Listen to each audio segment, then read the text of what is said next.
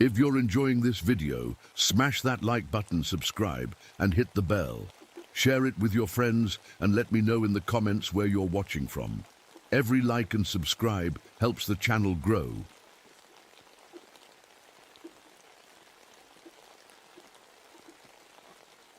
The radio crackled with static as I adjusted my gloves. Another day, another patrol. Ranger Hargrove, you copy? Storm's coming in faster than expected. You might want to head back early. I pressed the button on my radio. Copy that, dispatch. Just finishing my route. My breath clouded in front of my face as I trudged through the snow. Shoshone was beautiful in winter, but deadly too. 3 hikers had ignored the winter closure signs and were now missing. Fools. The mountains don't forgive mistakes. I stopped suddenly. Something was off. The tracks in the snow ahead of me weren't from deer or elk. They were wrong, too wide, with strange spacing. They just appeared out of nowhere, like whatever made them had dropped from the sky. And then, 50 feet later, they vanished. What the hell? I muttered, kneeling down to look closer. The wind picked up, blowing snow into my face. The storm was coming in fast. I marked the location on my map and kept moving. An hour later, I found their tent. Everything was still inside. Sleeping bags, backpacks, a small camp stove. No signs of a struggle, but nobody leaves their gear behind in these temperatures. Not if they want to live. That's when I saw the blood. Not much, just small drops leading away from the tent. I followed them, my hand resting on my gun. The trail split into 3 different directions, each one eventually disappearing as if the person had just vanished. The wind was howling now, snow swirling around me so thick I could barely see. 10 feet ahead, my radio buzzed with static, but no voice came through. I was on my own. Damn it, I cursed, turning back toward my cabin. I'd have to continue the search tomorrow. As I trudged through the deepening snow, something cold that wasn't snow touched the back of my neck. I spun around, drawing my gun. Nothing there, just the endless white of the forest. But I could have sworn I heard someone whisper my name. The time I reached my cabin, the blizzard was in full force. I locked the door, stoked the fire, and took out my silver flask. Claire's picture smiled at me from inside the lid. 2 years gone, and I still talk to her every night. Strange day, Claire, I said, taking a sip of whiskey. Something's not right in these woods. Outside, the wind screamed like a wounded animal, and I tried not to think about those tracks that began and ended in the middle of nowhere, or the blood trails that vanished into thin air. Sleep didn't come easy that night. It never did. But this time it wasn't just the memories of Korea that kept me awake. It was the feeling that something was watching my cabin, waiting in the storm. And somewhere in the howling wind, I could have sworn I heard laughter. I woke to silence. The storm had passed, leaving behind a world of white. The morning sun reflected off the snow, making me squint as I looked out my window. That's when I noticed the ice patterns. They weren't the usual frost you'd expect. These were perfect, like someone had drawn them with careful hands. Symmetrical shapes that looked almost like faces if you stared too long. Weird, I muttered, touching the glass. The ice was on the outside, not the inside where condensation would form. After a quick breakfast, I geared up for search and rescue. The snow was deep, at least 4 feet of fresh powder on top of what was already there. Radio was working again, but barely. Dispatch, this is Hargrove. Any word on those missing hikers? Nothing yet, Wes. Search team can't get up there till they clear the roads. You're still on your own. Great. Just great. I took my rifle, extra supplies, and headed out. The forest was dead quiet. No birds, no squirrels, nothing. Even the wind had stopped. Just the crunch of my boots in the snow. I don't get spooked easy after what I saw in Korea, but something felt off. I followed my map back to where I'd found the tent yesterday. From there, I picked one of the blood trails and followed it deeper into the trees. The path led me to a clearing I knew well, popular camping spot in summer. That's where I found the first body. I've seen dead men before, Too many. But this was different. The man was lying face up in the snow, perfectly arranged like he was just taking a nap, except his skin was gone, all of it, like someone had peeled him like an apple, one clean piece. His face was frozen. In terror, bloodless muscles exposed to the air, but no blood around him, none, and no animal had touched the body. My hands shook as I took out my Polaroid camera. I needed evidence. No one would believe this without pictures. Click, whir. The camera spat out the photo. I shook it, watching the image appear slowly. It looked unreal, like something from a horror picture show. I checked the body for ID, careful, not to disturb anything. James Colton, age 27, from Idaho. I said a quick prayer for him, though I wasn't sure God was listening in these woods anymore. The sun was starting to set when I heard it, whispering, like several people talking just quietly enough that I couldn't make out the words. I spun around. Gun raised. Who's there? Forest Service. Identify yourself. Nothing but trees and snow. The whispering stopped. I called for my dog team on the radio, but when they arrived an hour later, the dogs wouldn't track. They whined and pulled back, tails between their legs. I'd never seen them act like that before. Come on, boys, I urged, but they just howled. A sad, scared sound that made the hair on my neck stand up.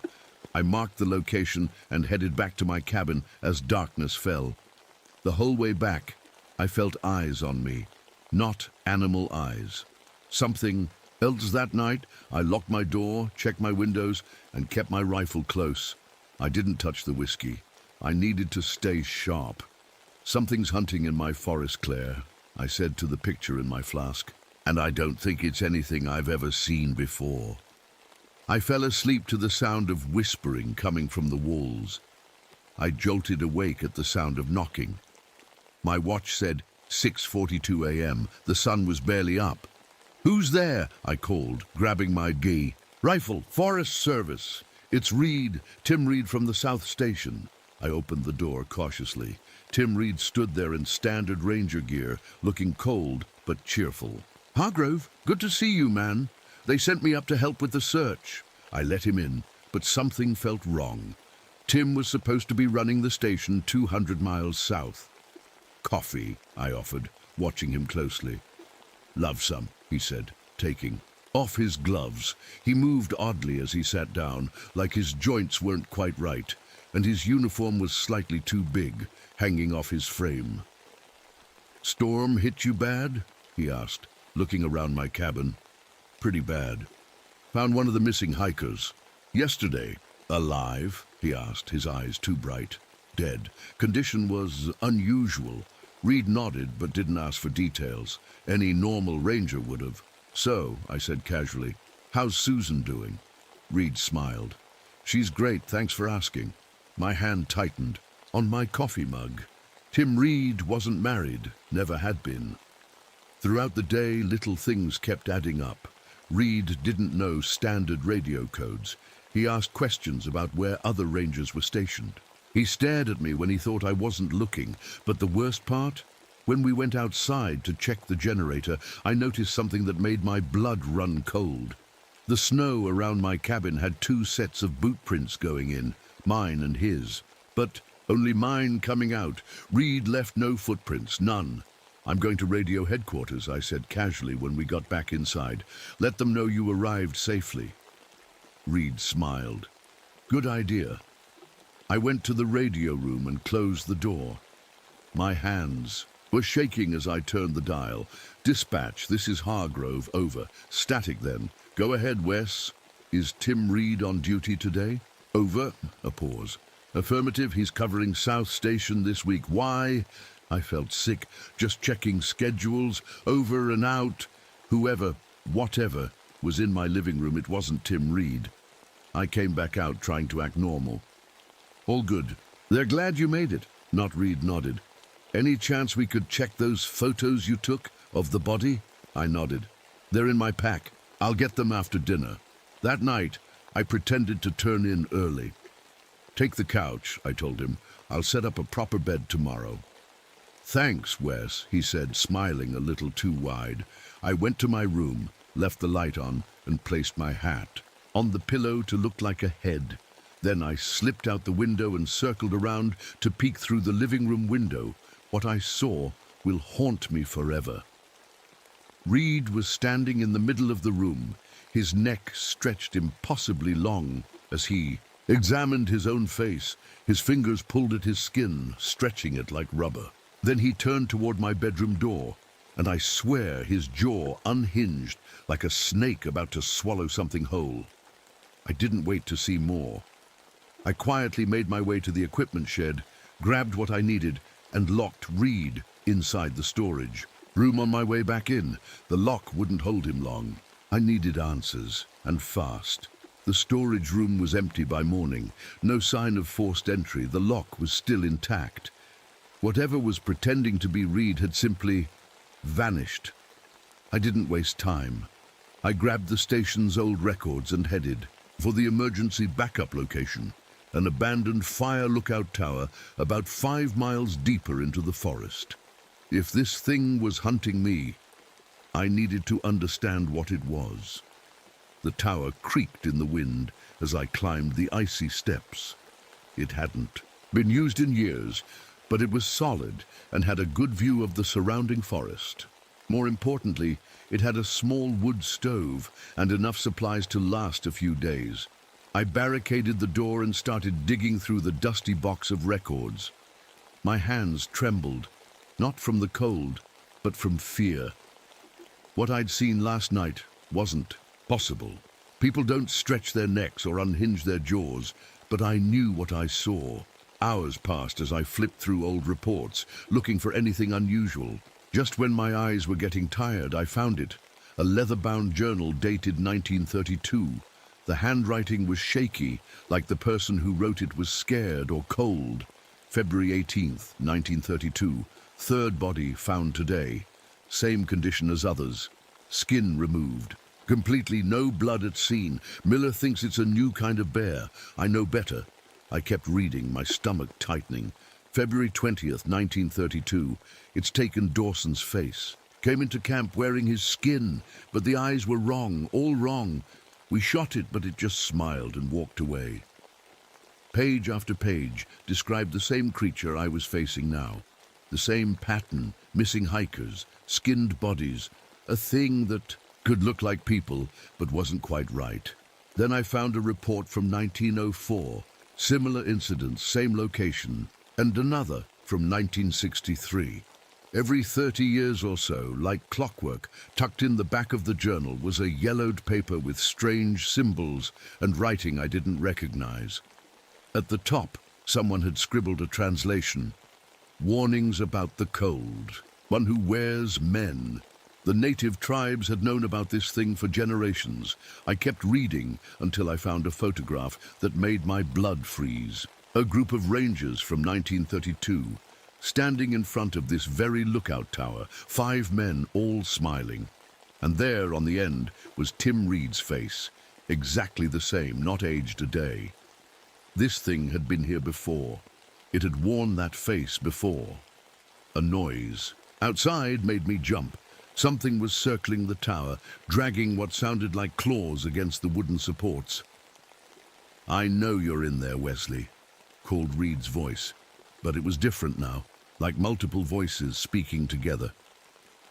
"Don't. You want to see Claire again? I can look like her for you. I can be her." I covered my ears, fighting back tears.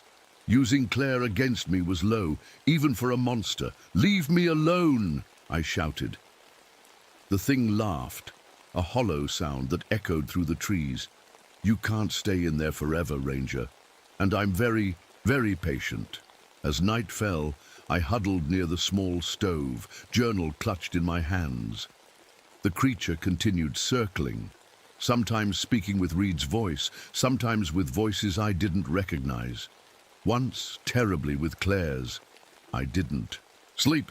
I couldn't. I just kept reading, looking for a way to kill this thing.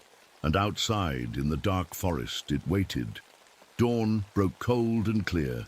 The thing that wasn't Reed had disappeared sometime during the night, but I knew it would be back. I turned back to the journal, desperate for answers. The middle section was water damaged, but I could still make out most of the writing. The ranger from 1932, Henry Blackwood was his name, had figured out some things about the creature.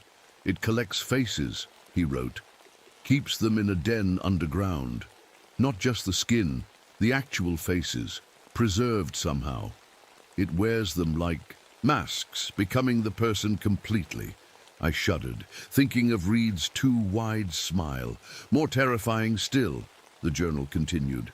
It doesn't just take their appearance, it takes their memories too. Can answer questions only the real person would know, but there are ways to spot it. I leaned closer, hanging on every word. It can't cross running water. The cold hurts it. Real cold, like ice water. Silver burns. Its skin. And it can't hold human shape during moonrise. That's when it's vulnerable. Silver. I touched the flask in my pocket, the one with Claire's picture. It was pure silver, a wedding gift from her parents. The next pages detailed Blackwood's desperate attempt to kill the creature. He'd melted down silver candlesticks into bullet casings. Smart man. I looked around the tower. There wasn't much, but there was an old metal pot and some tools. I could melt down my flask, make silver bullets of my own. The thought of destroying. Claire's picture made my chest hurt, but I needed every advantage I could get. As I worked, melting the silver over the small stove, I kept reading. Blackwood had tracked the creature to its den, but never returned to tell what he found.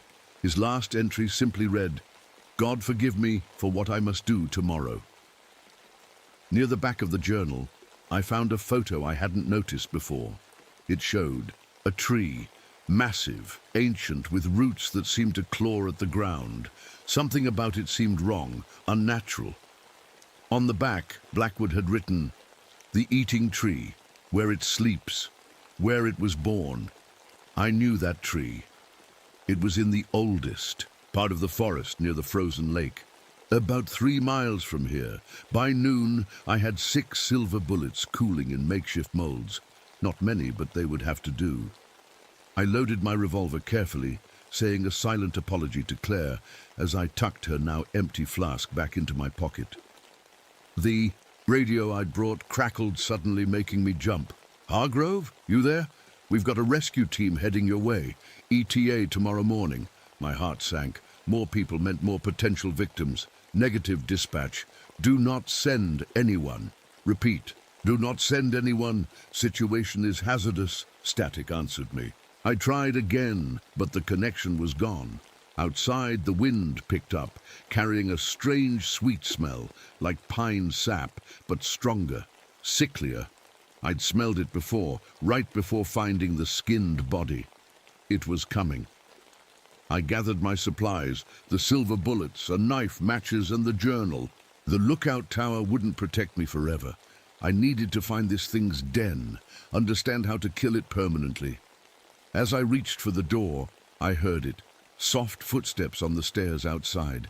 Then Claire's voice. Perfect and heartbreaking. "Wes, baby, it's cold out here. Let me in." I bit my lip until I tasted blood, forcing myself not to answer, not to hope. "Wesley, please," her voice cracked. "I'm scared." I pressed my forehead against the door, tears freezing on my cheeks. "You're not her," I whispered. "You'll never be her." The voice changed, becoming something inhuman, a hissing, multi-toned sound that raised the hair on my arms. "Then I'll wear your skin instead, Ranger. I'll be you." I waited until the footsteps retreated, then slipped out, heading toward the ancient tree and whatever horror waited for me there. The forest seemed to close in around me as I made my way toward the ancient tree. Every shadow looked like Reed. Every rustle in the bushes made me spin around, gun drawn. I was jumping at nothing, or maybe not nothing. Setting traps was something I learned in Korea. The basics were simple. Tripwires, noisemakers, things to slow down your enemy. I worked quickly, circling the lookout tower with trip lines made from fishing wire. At key points, I sprinkled the silver shavings from my filing work. If the journal was right, the creature wouldn't be able to cross it. The kerosene I'd found in the tower went into small pools near each trap. One spark, and they'd go up like the 4th of July. By sunset, I had a decent perimeter. Not perfect, but better than nothing. I climbed back into the tower, my breath clouding in the cold air. The temperature was dropping fast, had to be near 0 now. That's when the psychological games began. Wesley. Claire's voice again, but this time from multiple directions like she was circling the tower. Why did you let me die alone, Wesley? I called for you. I covered my ears, but her voice seemed to come from inside my head. You weren't there when I needed you most. Stop it, I whispered. You're not her. A laugh, Reed's laugh now, echoed through the trees. I can be anyone, Ranger. Everyone who died alone in these woods. Everyone you failed to save. Movement caught my eye. Reed was walking between the trees. No, not just one Reed. 3 of him circling my tower, just beyond my traps. Identical copies, moving in perfect synchronization. I raised my rifle, trying to steady my shaking hands. Which one was real? Were any of them real? Come out, Wesley, they called in unison. It's so cold out here, so very cold. I fired at the nearest one. The bullet passed through it like it was made of smoke. An illusion. The second Reed smiled and kept walking. The third one stepped on a tripwire. The kerosene ignited with a whoosh, engulfing the figure in flames. It didn't scream, it didn't burn. It just stood there, Reed's face melting away to reveal nothing underneath. Just empty space where a face should be. I scrambled back from the window, heart hammering in my chest. This wasn't possible. None of this was possible. A movement in the trees caught my eye. Someone running, a flash of orange. A hunting jacket. Hello, a man's voice called. Is someone there? I heard a shot. A hiker. A real person. Stay back, I shouted. It's not safe. But he was already crossing my perimeter, moving toward the tower. I had to warn him. I raced down the stairs and out the door, gun ready. The hiker was about 50 yards away, waving his arms. Thank God, he called. I've been lost for... I fired. Before he could finish, something in his eyes, a wrongness, a emptiness, gave him away. But as the man fell, I realized my mistake. Blood, real blood, spread across the snow. The wallet that fell from his pocket showed a Michigan driver's license. Robert Kinney, age 42, a real person. I'd just shot a real person. I ran to him, dropping to my knees. No, no, no. He was still breathing. The bullet had hit his shoulder. I could save him.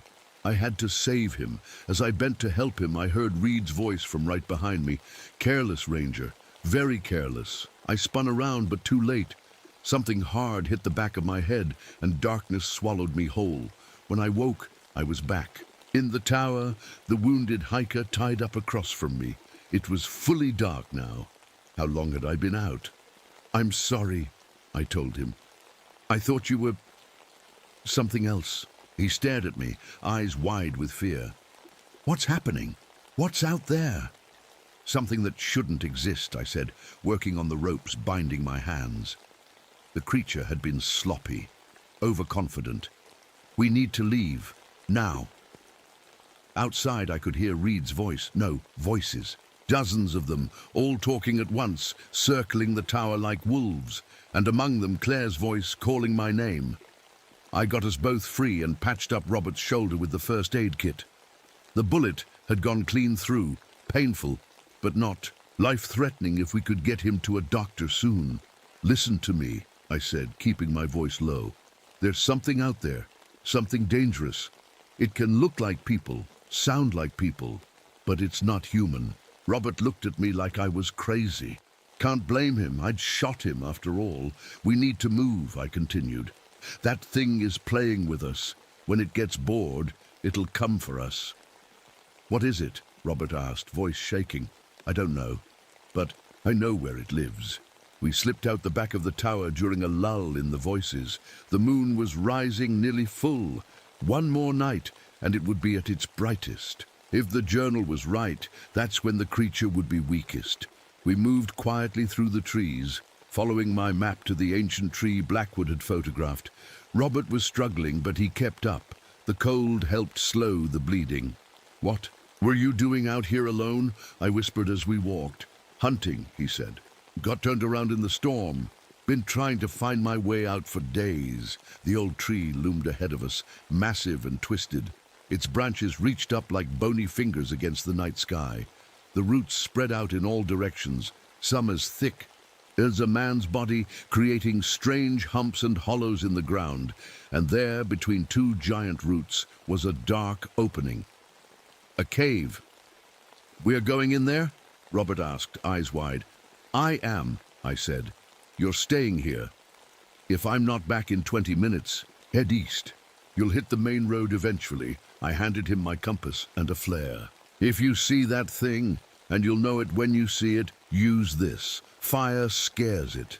Clutching my silver-loaded gun, I ducked into the opening. The smell hit me immediately.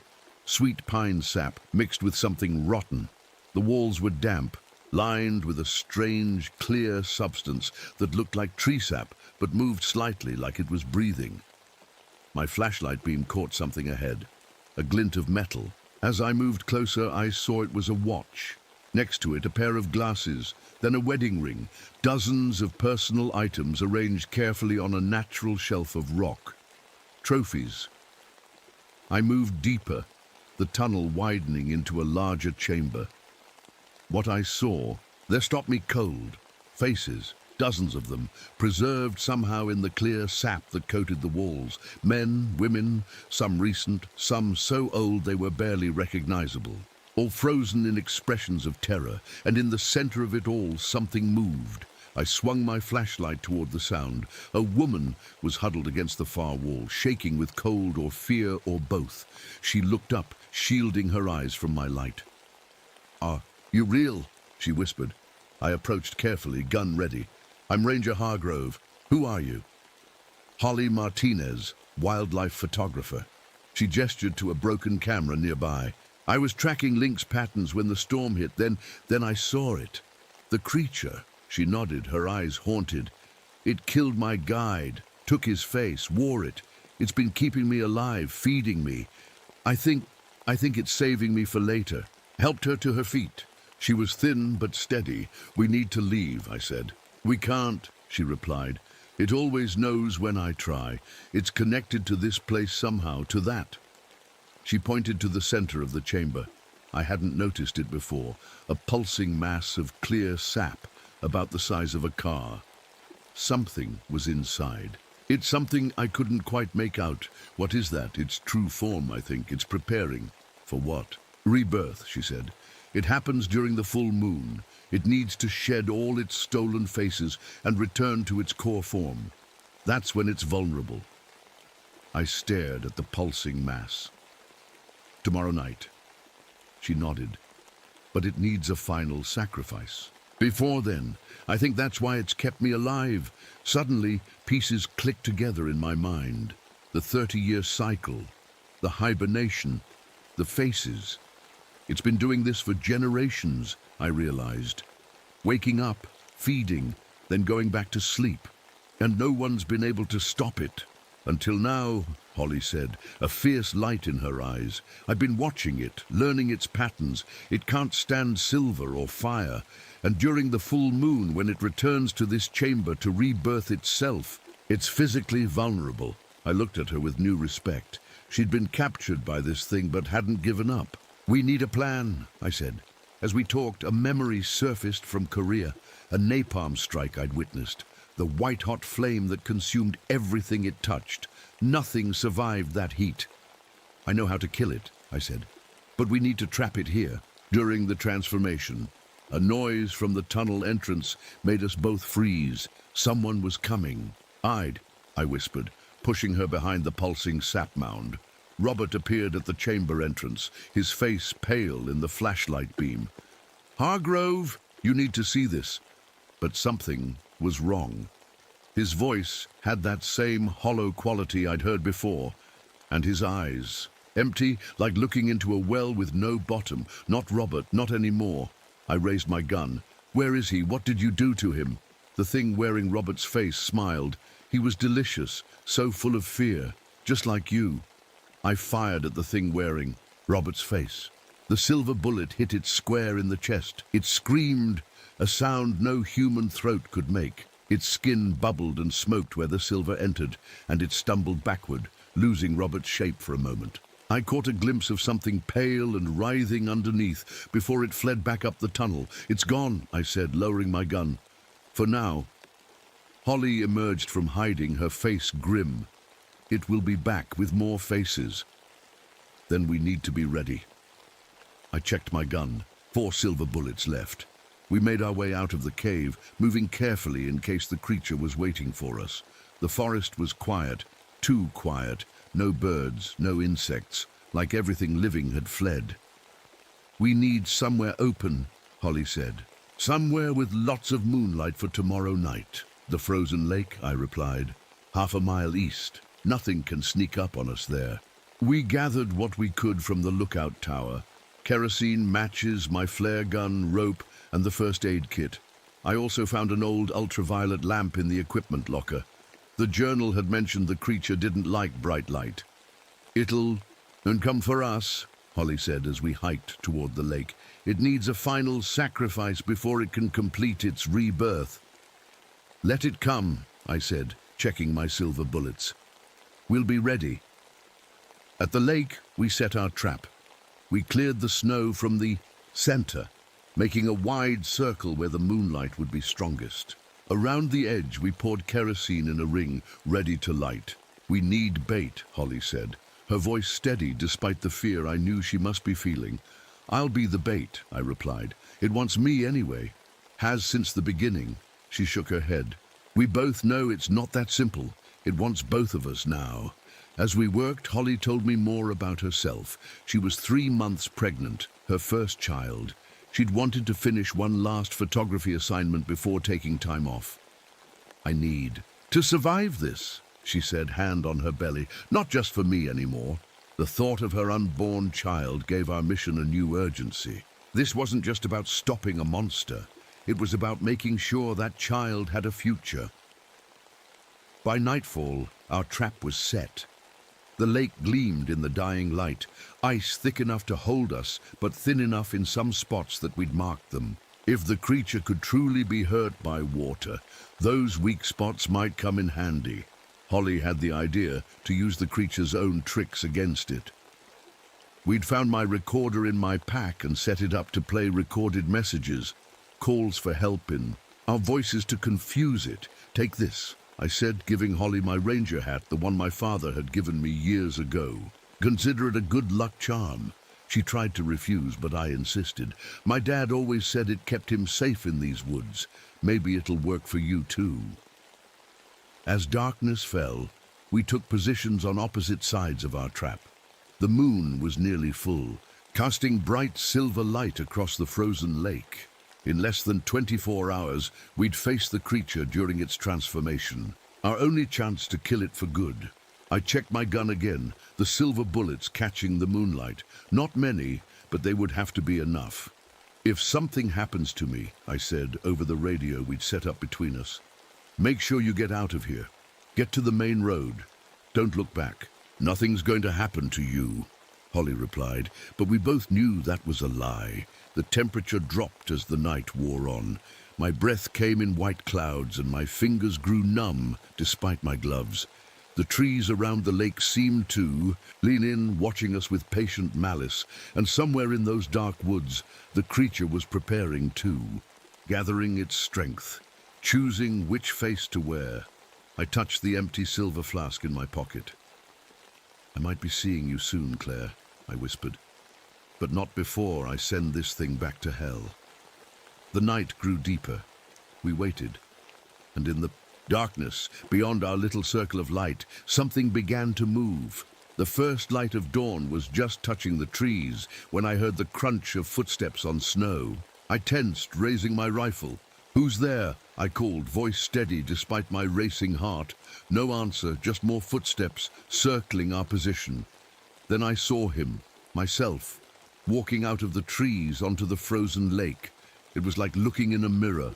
Every detail perfect. My ranger uniform, my walk, even the scar on my left cheek from a bar fight years ago. The only difference was the eyes, flat and empty, like a doll's. "Wesley," it said with my voice. "We don't have to do this." Holly's voice crackled over the radio. "Wes, I see you near the North Shore. Is that really you?" "Negative," I replied, keeping my gun trained on my double. "I'm still in position. What you're seeing isn't me." A second figure emerged from the trees near Holly's position, another copy of me. The creature was trying to confuse us. "Don't trust anything you see," I warned over the radio. "Stay put until moonrise." The day stretched on, a tense waiting game. The creature kept its distance, sometimes appearing as me, sometimes as Robert, sometimes as people I didn't recognize, always watching, always circling. As evening approached, clouds began to gather, threatening to block the moonlight we needed for our plan to work. "Weather's turning," Holly radioed. "If those clouds cover the moon—" "They won't," I said with more confidence than I felt. "Be ready to light the kerosene when I give the signal." The sun dipped below the horizon, plunging the forest into twilight. The temperature dropped sharply. My breath froze in the air as I checked my watch. 20 minutes until moonrise. A distant sound caught my attention, the whump-whump of helicopter blades. Rescue team, I realized with horror. They'd come despite my warning. The radio crackled. "Ranger Hargrove, this is search and rescue. Do you copy?" I grabbed the radio. "This is Hargrove. Do not land. Repeat, do not land. Situation is not secure." "We've got your location," the voice replied. "Setting down in the clearing by the lake." "No!" I shouted, but it was too late. The helicopter was approaching, its searchlight sweeping the trees. That's when it happened. As the first edge of the moon appeared over the mountains, a terrible scream split the air, inhuman, like metal tearing and animals dying all at once. My double at the lake's edge began to change. Its skin bubbled and stretched, features melting like wax, arms elongated, fingers extending into foot-long claws. Its jaw unhinged, opening impossibly wide to reveal rows of needle-like teeth. "Now!" I shouted into the radio. "Light it up!" Holly struck a flare, igniting the kerosene ring. Flames leapt up, surrounding the transforming creature in a circle of fire. The helicopter's searchlight found us, illuminating the horrific scene below. I could imagine their confusion, their terror at what they were witnessing. The half-transformed creature lunged toward the fire but recoiled from the heat. It was trapped, just as we'd planned. Its body continued to twist and change, shedding human features like a snake shedding its skin. Then everything went wrong. The helicopter dipped too low, disoriented by the bizarre scene below. Its rotor clipped a tall pine, sending it into a spin. It crashed at the edge of the lake, the impact cracking the ice in a spiderweb pattern. 2 rangers stumbled from the wreckage, dazed but alive. The creature saw them and moved with blinding speed, flowing across the ice like water despite the fire. I fired 2 silver bullets, hitting it squarely. It shrieked but didn't stop. It reached the first ranger, claws slashing. He went down without a sound, blood darkening the white snow. The second ranger fired his pistol, the bullets passing harmlessly through the creature's shifting form. It took him next, its body engulfing him completely before withdrawing, leaving nothing but empty clothes behind. "Run!" I shouted to Holly across the lake. "Get out of here!" But as she turned to flee, a massive fallen tree, dislodged by the helicopter, crash, slid down the bank and pinned her leg to the ice. I didn't think, I just moved, racing across the frozen lake toward her. The ice cracked beneath my feet, water seeping up through the fissures. Behind me, the creature howled, a sound of rage and hunger. The full moon now hung overhead, bathing everything in silver light. The transformation was accelerating. Its skin turned translucent, revealing faces beneath. Dozens of them, pressing against the surface like people trapped under ice, mouths open in silent screams. I reached Holly and heaved at the tree, muscles straining. It shifted just enough for her to pull free. "Go!" I gasped, pushing her toward the shore. "I'll hold it off." "Not without you," she insisted, gripping my arm. The creature was approaching, its form massive now, no longer even remotely human. It moved in a strange, fluid way, like it had too many bones, too many joints. I had 2 silver bullets left. I raised my gun, waiting for it to get closer. "Wesley," Holly whispered, "look." The ice beneath the creature was cracking, water bubbling up around its feet.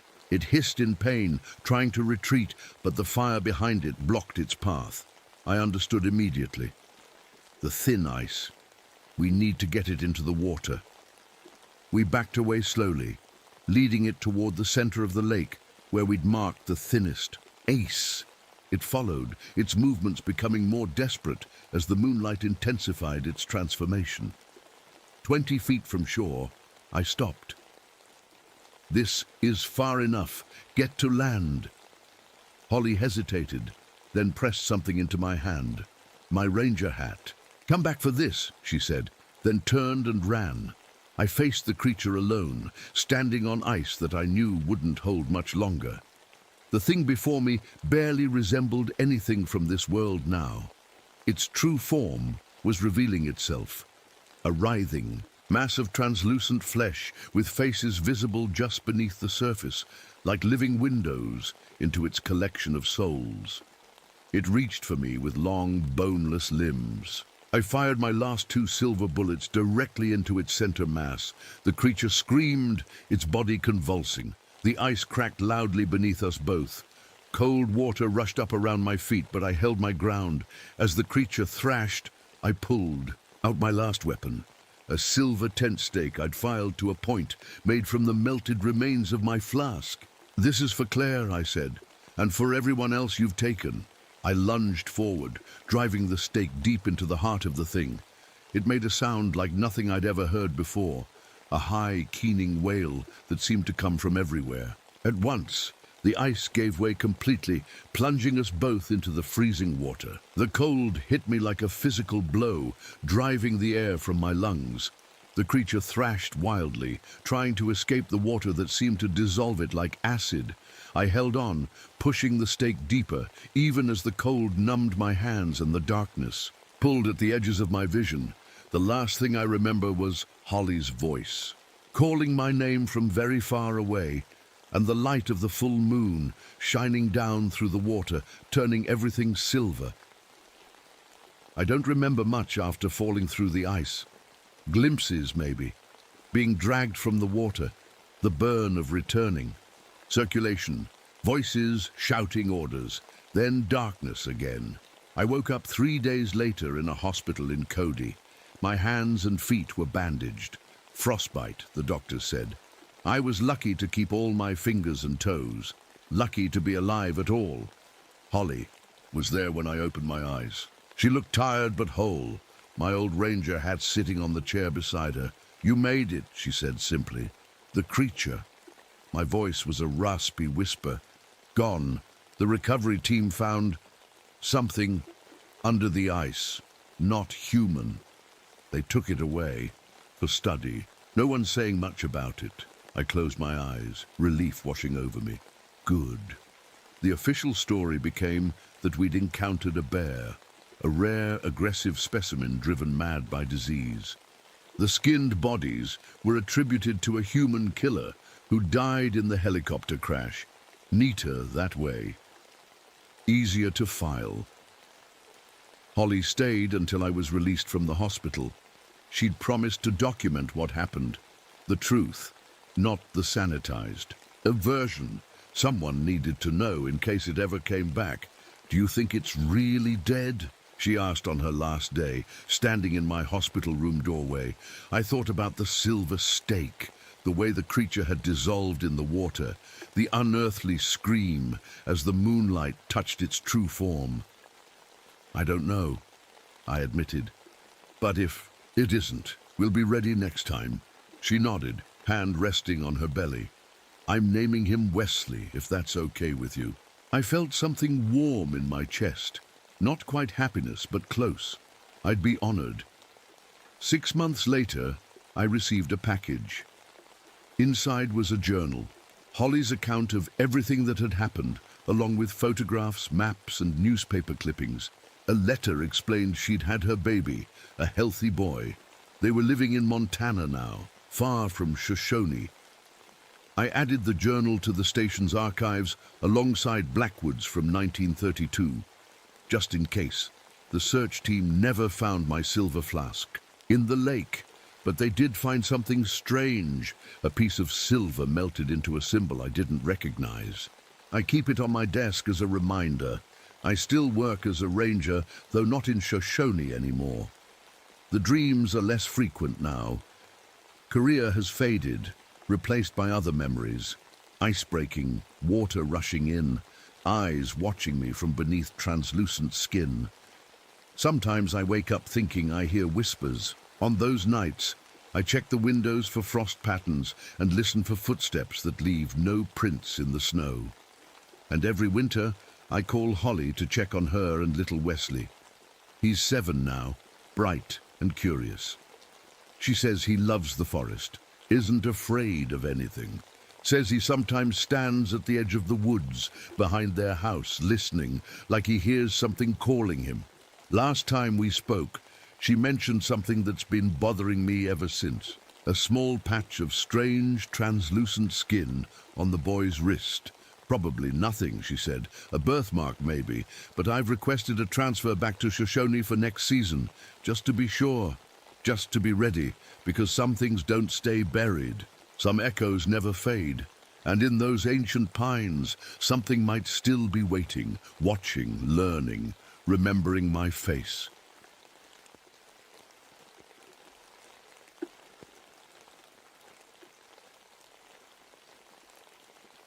The water shouldn't be this warm, not in October, not at Crater Lake. I stared at the temperature readings again, checking my equipment for the 3rd time. The numbers didn't lie. Ranger Okafor? A voice called from behind me. I turned to see Linda from the visitor center, her face concerned. There's someone here about a missing student, I nodded, popping a pill dry before following her. My back screamed with each step.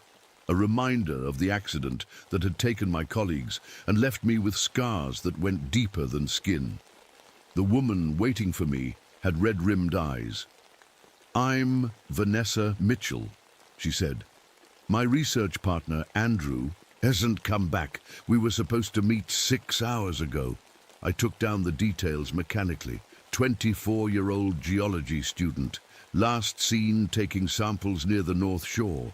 Dark blue jacket, black backpack with specialized equipment.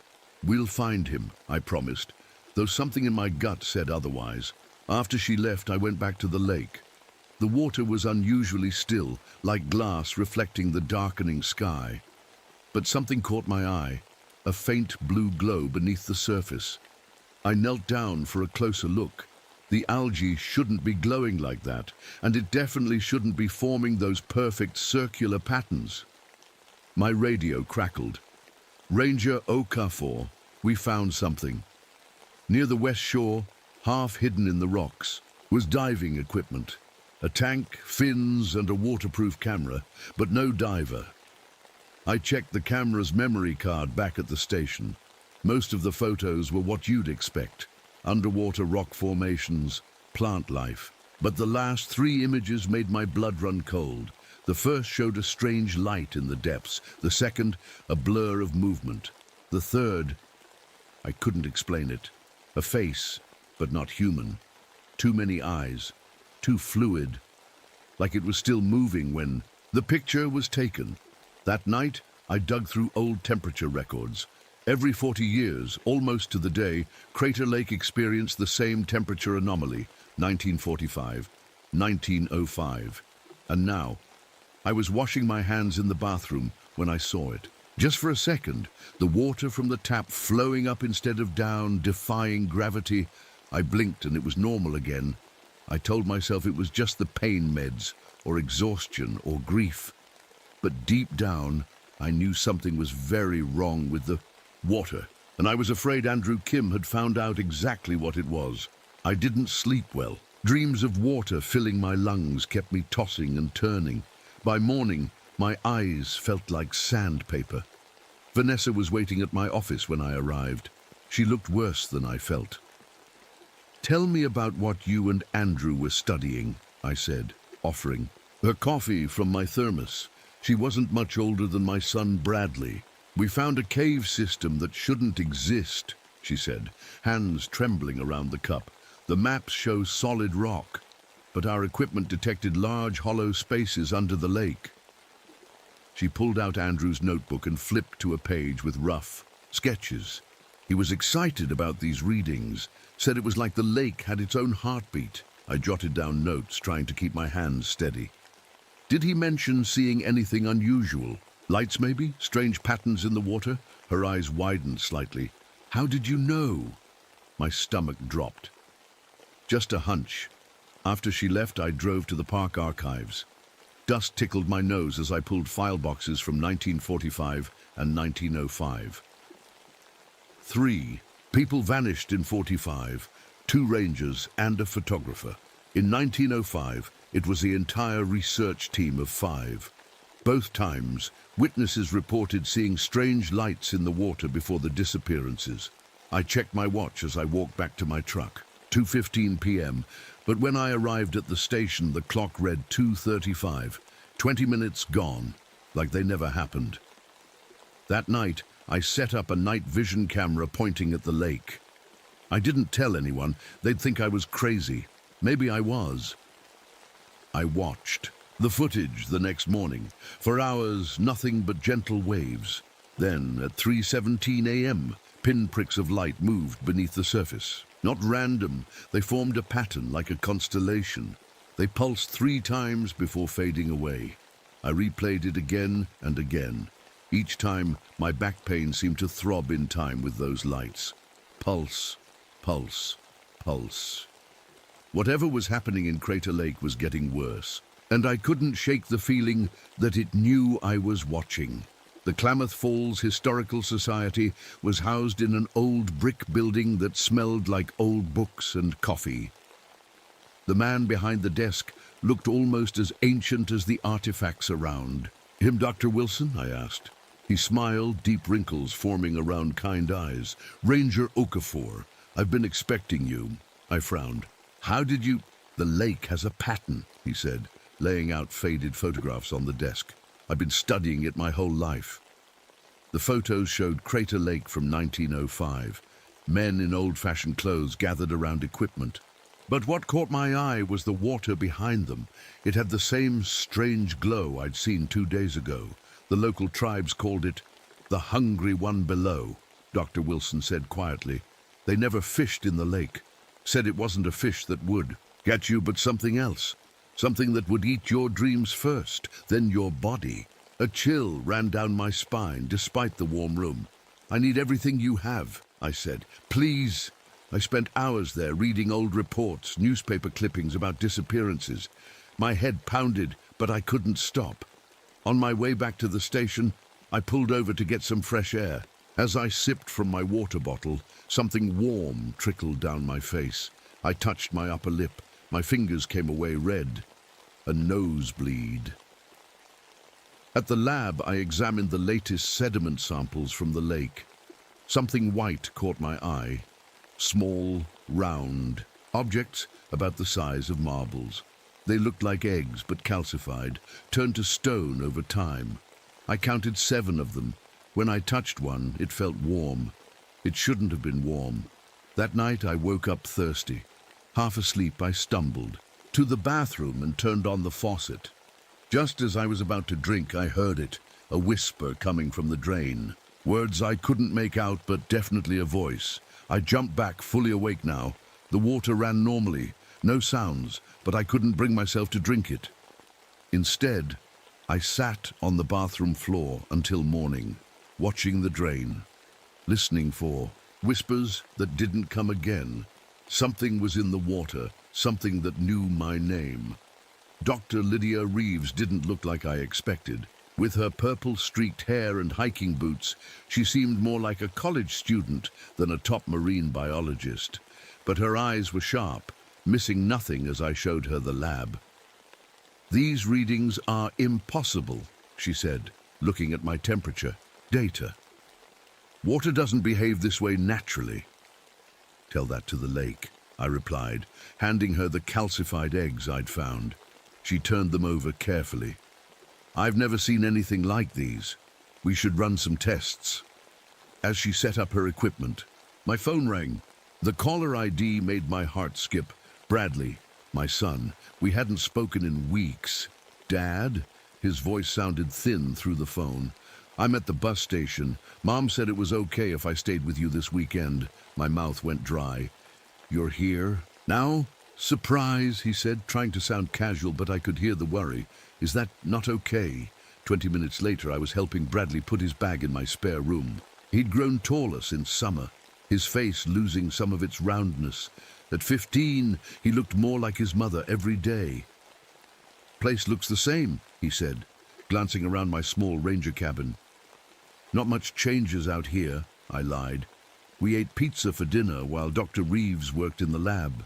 I tried to focus on Bradley's stories about school, but my mind kept drifting to the lake, to the missing student, to the whispers from my drain. "Dad!" Bradley's voice snapped me back. "You're doing it again." "Doing what?" "Zoning out. Mom says, you do that when your back hurts. Are you taking your pills?" I forced a smile. "I'm fine, just work stuff." Later that night, Dr. Reeves called. Her voice was tight with excitement or fear, maybe both. "Marcus, I found something in the water samples. There are microorganisms I've never seen before. They're affecting the brain chemistry of the fish I tested, and the sonar results." She paused. "There's something big down there. Really big. And it's moving." After we hung up, I found an old journal in the station archives. From 1945. The ranger who wrote it described hearing voices from the water, seeing impossible things. His last entry, dated 3 days before he disappeared. "It's showing me things. Wonderful, terrible things. I think it wants me to come home." That night, I dreamed I was swimming in the deepest part of the lake. But it wasn't my body. My limbs were long and pale, my skin translucent, and I wasn't alone. Something vast moved beside me, with countless eyes that saw everything. I woke up gasping, sheets soaked with sweat. Outside my window, the lake gleamed, under the moonlight, perfectly still, despite the wind in the trees, waiting. "Stay inside today," I told Bradley at breakfast. "There's a lot of work happening around the lake."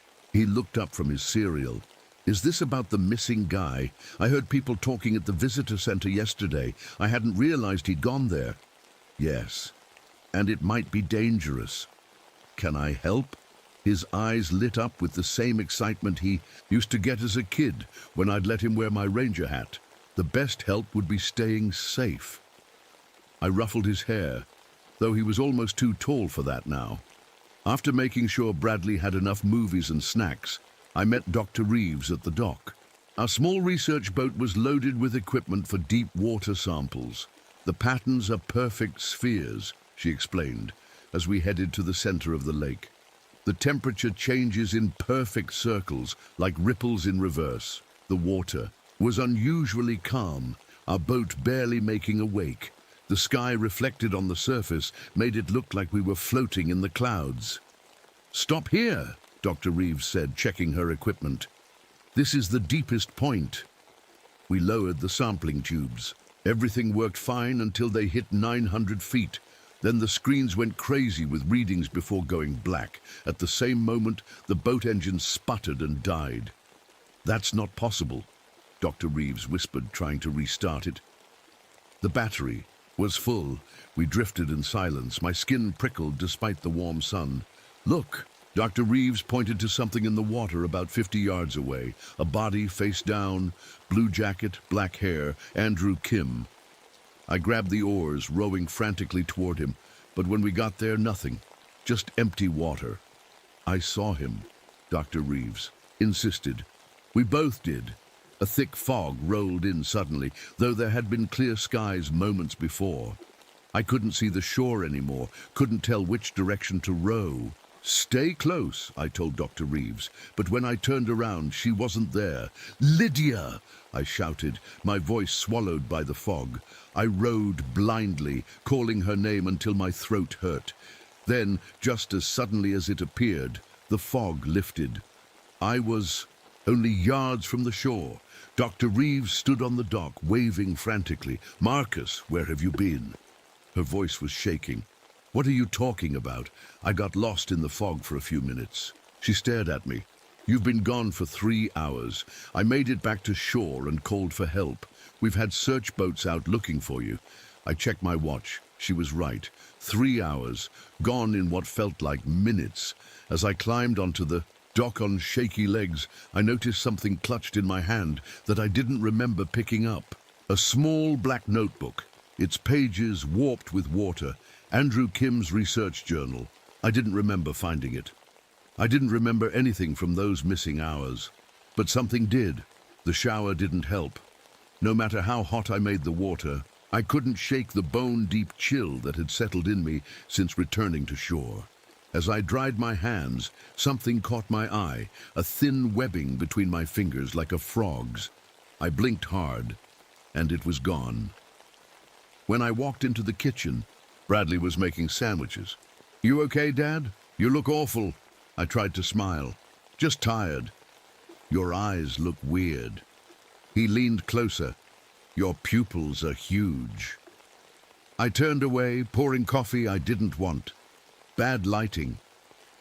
Dr. Reeves arrived an hour later with Andrew's journal. We spread the damp pages on my kitchen table, trying to make sense of his notes. Look at these drawings, she said, pointing to sketches of what looked like cave systems beneath the lake. And here, he writes about hearing singing underwater. Bradley peered over our shoulders. What's that page? He pointed to something I hadn't noticed, a corner of paper sticking out from the journal's binding. It was a photo. Andrew and another student standing by the lake, but behind them in the water, a face, not human, too smooth, with eyes that seemed to swirl rather than focus. My coffee cup slipped from my hand, smashing on the floor. Nobody moved to clean. It up. We need to warn people, Dr. Reeves whispered. I walked to the window. Outside, thin streams of water were flowing uphill from the lake toward my cabin. They moved like snakes, purposeful. Dad? Bradley's voice sounded far away. Look at the trees. All around the lake, trees had strange symbols carved into their trunks. They hadn't been there yesterday. I was sure of it. Those are warning signs. I realized suddenly. Someone's tried to warn people before. My radio crackled. Ranger Okafor. Vanessa Mitchell hasn't checked in. Her tent is empty. After making Bradley promise to stay inside, Dr. Reeves and I drove to where Vanessa had set up monitoring equipment. Her tent was there, neatly zipped, laptop still running. Coffee still warm in a thermos, but near the shoreline we found her notebook, pages flipping in the wind. The last entry, it's showing me where to go. It's so beautiful down there. Back. At the lab, Dr. Reeves looked through her microscope, face pale. The microorganisms in the lake water are changing. They're affecting DNA, human DNA. Anyone who's had enough contact with the water. She looked up at me. It could change them. I thought about the webbing I'd imagined between my fingers. The dreams of swimming with a body that wasn't mine. When I got home, Bradley was standing by the lake, staring into the water. Bradley! I ran to him, grabbing his shoulders. His eyes, when he turned to me, were distant, dreamy. The faces in the water, he said softly. They're singing, Dad. Can't you hear them? I didn't sleep. How could I? Bradley finally drifted off around 3 a.m., but I sat by his bed all night, watching his chest rise and fall, making sure he was still my son. At sunrise, Dr. Wilson arrived at my door, looking like he hadn't slept either. "You found the carvings on the trees," he said. Not a question. "You knew about them?" He nodded, glancing at Bradley's closed door. "I need to show you something, but not here." We drove in silence to a small cabin hidden in the woods. Inside was a lifetime of research, maps, photos, journals stacked to the ceiling. "I lied to you," he said, pouring coffee with shaking hands. "I wasn't just studying the lake. I was there in 1945. My head spun. "That's impossible. You'd be 97, he finished. "Yes. I was a young researcher then. There were 4 of us. I'm the only one who made it back." He pulled out a faded photo. 3 young men and a woman, smiling by the lake. One of them, with the same kind eyes, was unmistakably a younger Dr. Wilson. "What happened to them?" I asked, though part of me already knew. "It took them, one by one." His eyes grew distant. "Not their bodies, not at first. Their minds. It feeds on consciousness, on awareness. The more you know about it, the more it knows about you. What is it? Something ancient, something that was here long before humans." He sighed. "The Native Americans knew to stay away. We didn't listen." My radio crackled, making us both jump. "Dr. Reeves," her voice tight with panic. "Marcus, Bradley's here at the lab. He says you sent him to help me, but I was already running to my truck." "I didn't send him anywhere. Keep him there." By the time I reached the lab, Bradley was missing. Again, Dr. Reeves looked terrified. "He just walked out. His eyes were wrong." We found him at the shore, ankle deep in water, staring out at nothing. When I called his name, he didn't respond. I waded in, ignoring the water soaking my boots, and grabbed his arm. His skin was ice cold. "Bradley, snap out of it."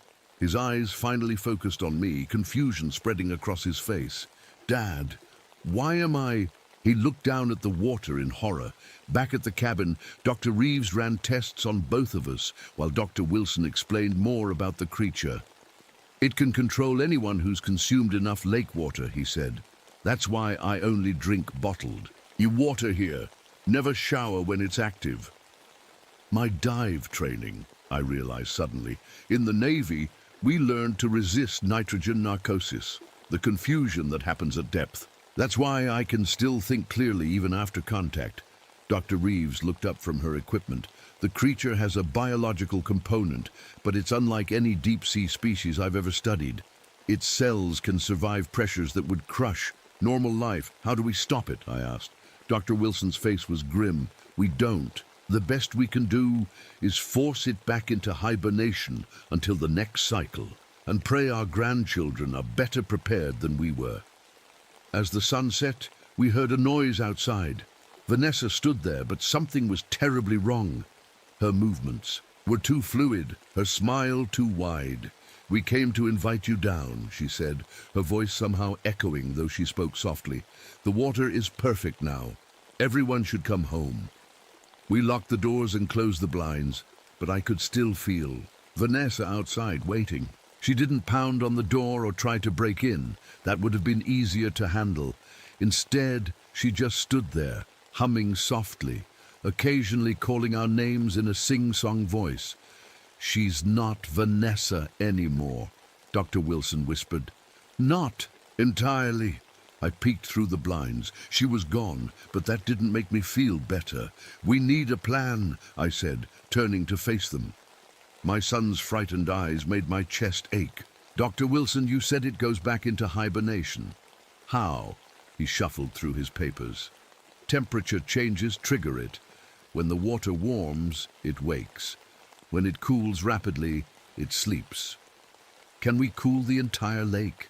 Dr. Reeves asked, doubtful. "No," I admitted, "but maybe we don't have to." An idea was forming, something from my Navy days. Sound travels differently underwater. Certain frequencies can travel for miles, affect pressure. Dr. Reeves caught on quickly. "Like how whales communicate across oceans. If we could generate the right frequency, it might drive it back to its dormant state." Dr. Wilson nodded slowly. Yes, that could work. We spent the night gathering equipment. I dug out my old dive gear, while Dr. Reeves modified underwater speakers with help from Bradley, who seemed calmer with a task to focus on. Dr. Wilson mapped out the deepest parts of the lake where the creature likely made its home. My back screamed with pain as I lifted tanks and equipment, but I didn't reach for my pills. I needed my mind clear. Dad, Bradley's voice was small as he helped me check my regulator. What if it doesn't work? I looked at my son, seeing for the first time how much courage it took for him to be here, helping when he must have been terrified. It will, I said with more confidence than I felt. And if it doesn't, we'll try something else. That's what Okafors do. A small smile. That's what you always say, because it's always true. As dawn broke, we tested the underwater speakers. They emitted a low, pulsing sound that made my teeth ache even above water. The frequency should disrupt its neural patterns, Dr. Reeves explained. But someone needs to place the speakers deep enough. We all knew what that meant. I would have to dive into the heart of the creature's domain. We were loading the truck when we noticed the water. All around the ranger station, puddles were forming. Not from rain. The sky was clear. The water was seeping up from the ground surrounding us, and in every puddle, no matter how small, I could see that same face reflected. The one from Andrews. Photo, the one with too many eyes. It knows, Dr. Wilson said quietly. It knows what we're planning. That's when we noticed the tap water had turned black in all the sinks. The pipes creaked and groaned throughout the building, the entire water system, I realized. It's in the pipes, the groundwater. It's everywhere. As if confirming my fears, every faucet in the building turned on at once, black water gushing out. We grabbed what we could and ran for the truck, water soaking our feet as we splashed through. The growing puddles. Through every droplet, I felt it watching us, watching me. The lake was perfectly calm when we arrived. Too calm, not a ripple or a wave, just a giant mirror reflecting the cloudy sky. It didn't look like water anymore, more like glass or ice, though I knew it wasn't frozen. It's waiting for you, Dr. Wilson said softly. I finished checking my dive gear, the familiar routines steadying my shaking hands. The plan was simple but dangerous. I would take 3 sonic devices to the deepest part of the lake, activate them, and get out before the creature could react. Bradley helped me with my tanks. His hands were steady even though his eyes were scared. "You're coming back, right?" he asked, voice cracking a little. "Always," I promised, though my stomach twisted with the possibility of breaking that promise. Dr. Reeves handed me the modified devices, each about the size of a coffee can. They're set to the frequency we discussed. Once placed, you'll have exactly 3 minutes to get clear before they activate. I nodded, slipping them into my dive bag. "Marcus," Dr. Wilson gripped my shoulder, "if you feel your mind slipping, focus on something personal, a memory, something it can't touch." I thought of Bradley as a toddler, laughing as I tossed him in the air. That memory was mine alone. At the edge of the dock, I put on my mask. If I'm not back in 2 hours, get as far from the lake as you can. The water didn't feel cold when I entered. It felt like slipping into a bath, warm, inviting. Wrong for a lake this deep. I descended steadily, following the underwater cliff that led to the deepest basin. The visibility was unnaturally good. I could see clearly for hundreds of feet, though the water should have been murky at this depth. At 200 feet, I felt the first brush against my mind, a gentle suggestion to remove my mask. I focused on Bradley's laugh and pushed deeper. At 400 feet, I saw the cave entrance. It wasn't on any map, a gaping mouth in the rock face. Beside it were items scattered on the lake bed. Watches, glasses, a camera I recognized as Andrew's. I placed the first device at the cave entrance. As I swam inside, the cave widened into a vast chamber. The walls glowed with the same blue bioluminescence I'd seen near the surface. It pulsed in rhythm, like a heartbeat. I placed the second device where the chamber narrowed again. My watch said I'd been underwater for 40 minutes, but it felt like hours. Each movement was a struggle now, not against water resistance, but against the growing pressure in my mind. Take off your mask. You don't need it anymore. You're home now. The voice wasn't coming through my ears. It was inside my head, warm and familiar, though I'd never heard it before. The tunnel opened into an enormous cavern, so large I couldn't see the ceiling or walls. And there, suspended in the center, was the creature. It was beautiful in a terrible way. Like a giant squid, but translucent, with thousands of glowing eyes across its body. Parts of it seemed solid, others like mist. It pulsed with light from within, blue and green and colors I had no names for. Around it floated what looked like human bodies, but changed. Elongated limbs, skin turning translucent, moving in slow circles like planets around a sun. I recognized Andrew among them. And there was Vanessa, halfway through her transformation, her legs now a single flowing appendage, her eyes enormous and glassy. The creature didn't attack. It didn't need to. Every second in its presence made me want to stay, to join the dance. With tremendous effort, I placed the final device on a rock outcropping and activated the timer. 3 minutes. As I turned to leave, time slowed to a crawl. What had been easy on the way in now felt like swimming through molasses. 2 minutes. The tunnel seemed to stretch endlessly before me. My air gauge showed plenty left, but my lungs burned as if I couldn't get enough. 1 minute. I was only halfway to the entrance when I felt the creature's attention focus fully on me. The water around me began to swirl, pulling me backward. Stay with us, Marcus. Your son will join us soon. Everyone will. Bradley's face flashed in my mind, but distorted underwater, eyes like the creature's. 0. The devices activated with a pulse I felt rather than heard. The creature screamed, not with sound but with feeling. Pain and rage flooded through the water through me. The cave entrance was right there, just feet away, when the roof began to collapse. Rocks crashed around me as the cave entrance started to collapse. I had seconds to make it out, but something caught my eye, movement in a small side tunnel. I shouldn't have looked. I should have swum for the exit. But Navy training dies hard. You don't leave people behind. Using my flashlight, I saw them. Andrew and Vanessa huddled in an air pocket, their bodies only partly changed. Their eyes were clear again, frightened. The sonic pulse had broken the creature's hold on them. The main exit crumbled completely as another tremor shook the cave. We were trapped. This way, I signaled, pointing to the small tunnel. It was our only chance. We swam single file through the tight passage, my tank scraping the rock ceiling. The water was cooling rapidly now, the unnatural warmth fading as the creature retreated from the sound waves. My dive computer showed we'd been underwater for nearly 2 hours. Above us, Bradley and the others would be wondering if I was still alive. The tunnel split in 2 directions. One path led upward, possibly to the surface. The other descended back toward the main cavern. I could feel the creature's presence there, weaker but still conscious, waiting for the sonic waves to end.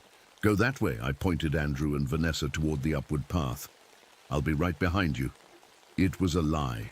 There was only enough air in my tank for one person to make the ascent safely. I switched my regulator to Vanessa, whose changes were more advanced, her lungs likely less efficient.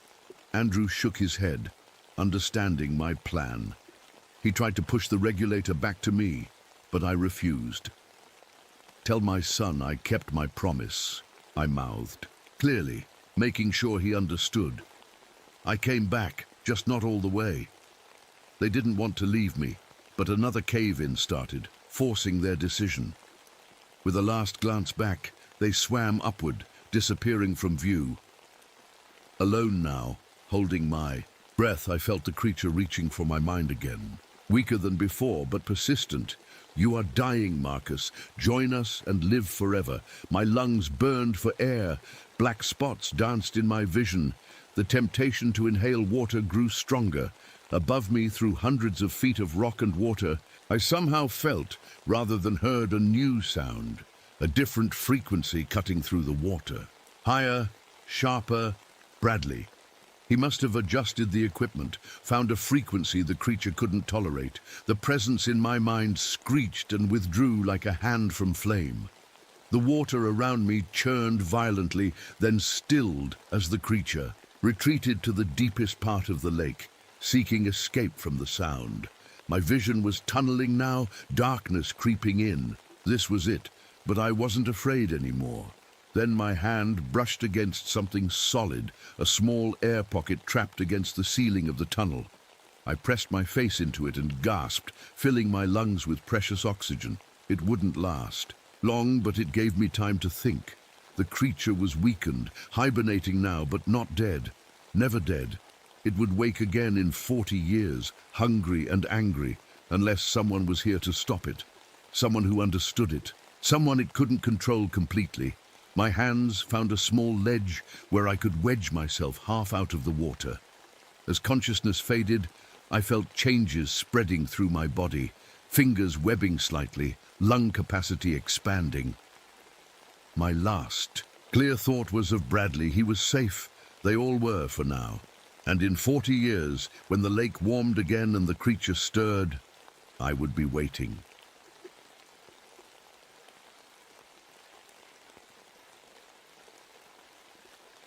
My name is Martin Abernathy, and I've been a ranger here in the Boundary Waters for 25 years.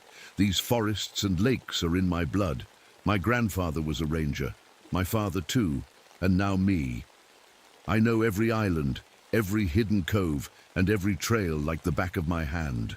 At least, I thought I did. It started on a chilly fall morning. The leaves were changing, bright reds and golds against the dark green pines. I got a call on my radio about something strange near Eagle Point cabins. Campers said shadows were moving when they shouldn't be. I've heard all kinds of stories over the years. People see things in the wilderness when they're alone. Usually, it's nothing. This time was different. I took my truck down the service road and hiked the last mile to the cabins. Everything looked normal at first, but then I saw it. A perfect circle of dead plants about 20 feet across. Every leaf, every blade of grass inside that circle was brown and crispy, like it had been dead for weeks. But I'd been here just 3 days ago, and everything was green. That's not right, I whispered to myself. I knelt down and touched the dead grass. It crumbled between my fingers. As I stood up, my hand started to shake. It's been doing that more lately. The doctor called it Parkinson's early stage. I haven't told anyone yet, not even my daughter Heather. I don't want her to worry. I pushed my hand into my pocket and kept looking around. That's when I found more circles, not circles exactly, but perfect hexagons, like honeycomb shapes. 5 of them, all the same size, all with everything inside them dead. No footprints, no tire tracks, no signs that anyone had been here at all. I took out my camera and started taking pictures. My boss would want evidence. While I was snapping photos, I noticed something strange. My shadow on the ground didn't move right. Just for a second, it seemed to lag behind me, like it was moving a half second too slow. I blinked hard and looked again. Normal now. Must have been my imagination. Near the 3rd hexagon, I found an abandoned campsite. The tent was still up, sleeping bags inside. A pot of beans sat on a cold campfire. A backpack leaned against a tree, wallet and car keys still inside. But no people. It was like they just vanished in the middle of making dinner. I found a small notebook tucked in the backpack. The handwriting started neat but got messier with each page. Sept 15, great spot by the lake. Saw a moose this morning. Set 16, strange shadows at sunset, longer than they should be. Set 17, shadows moving wrong. Jane says I'm seeing things. Set 18, woke up at 3:33 a.m. Something tall outside tent. Trail camera should have caught it. The last entry was just scribbled words. They come from the shadows. And 3:33 again. I checked the trail camera that was strapped to a nearby tree. The screen showed it had taken pictures at exactly 3:33 a.m. for the past 3 nights. I scrolled through them and my blood went cold.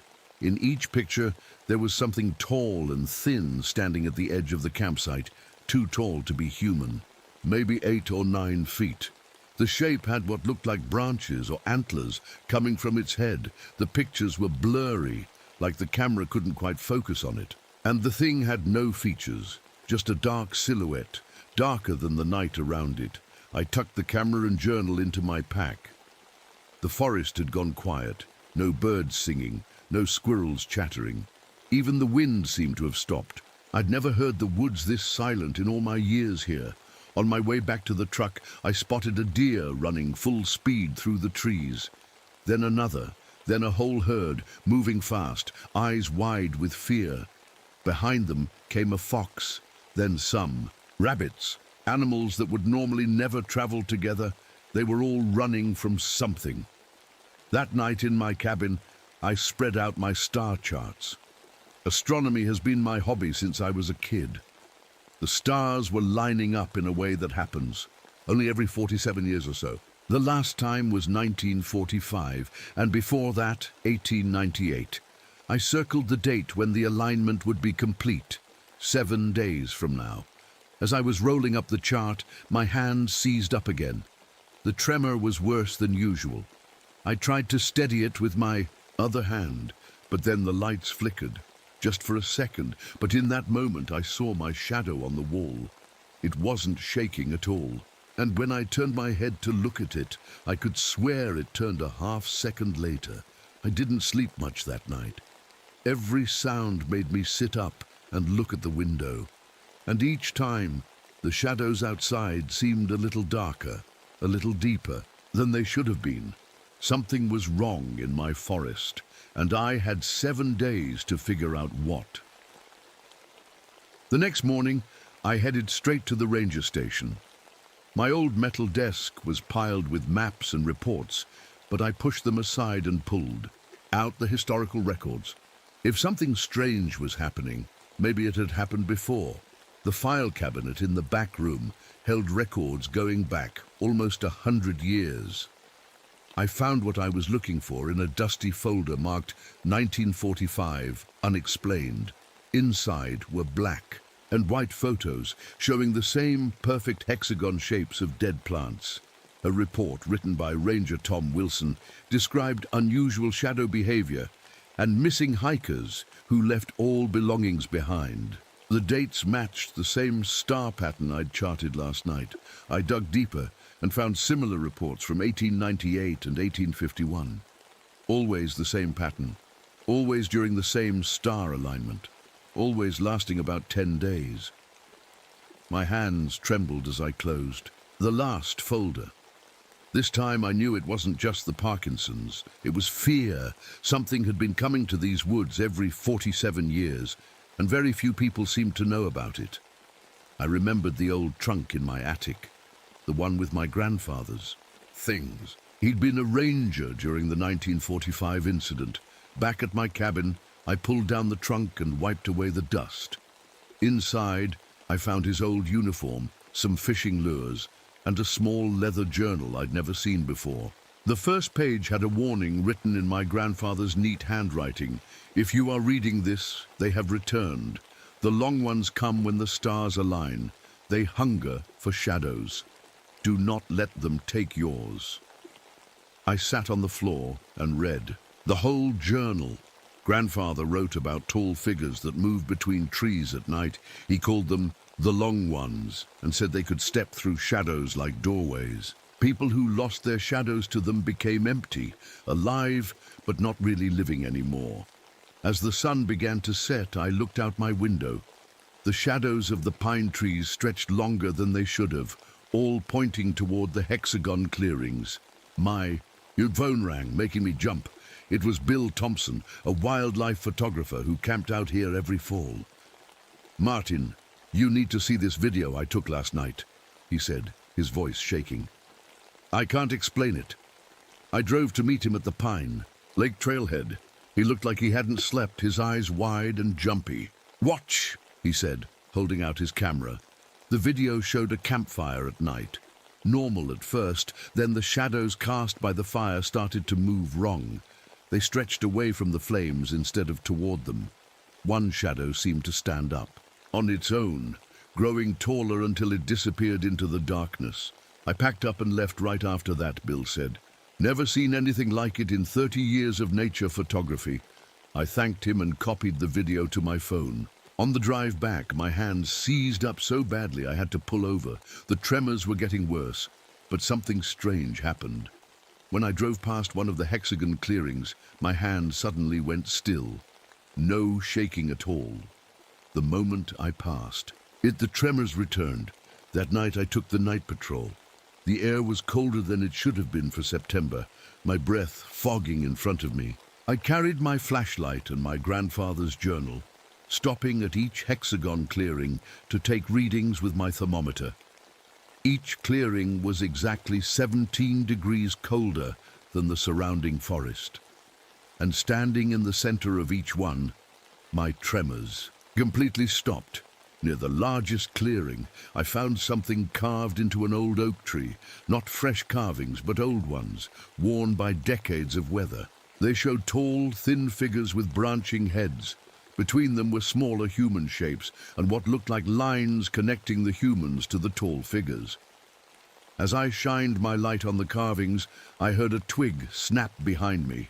I spun around, but my flashlight showed only trees and darkness. Yet for a moment I could have sworn I saw something tall slip behind a distant pine.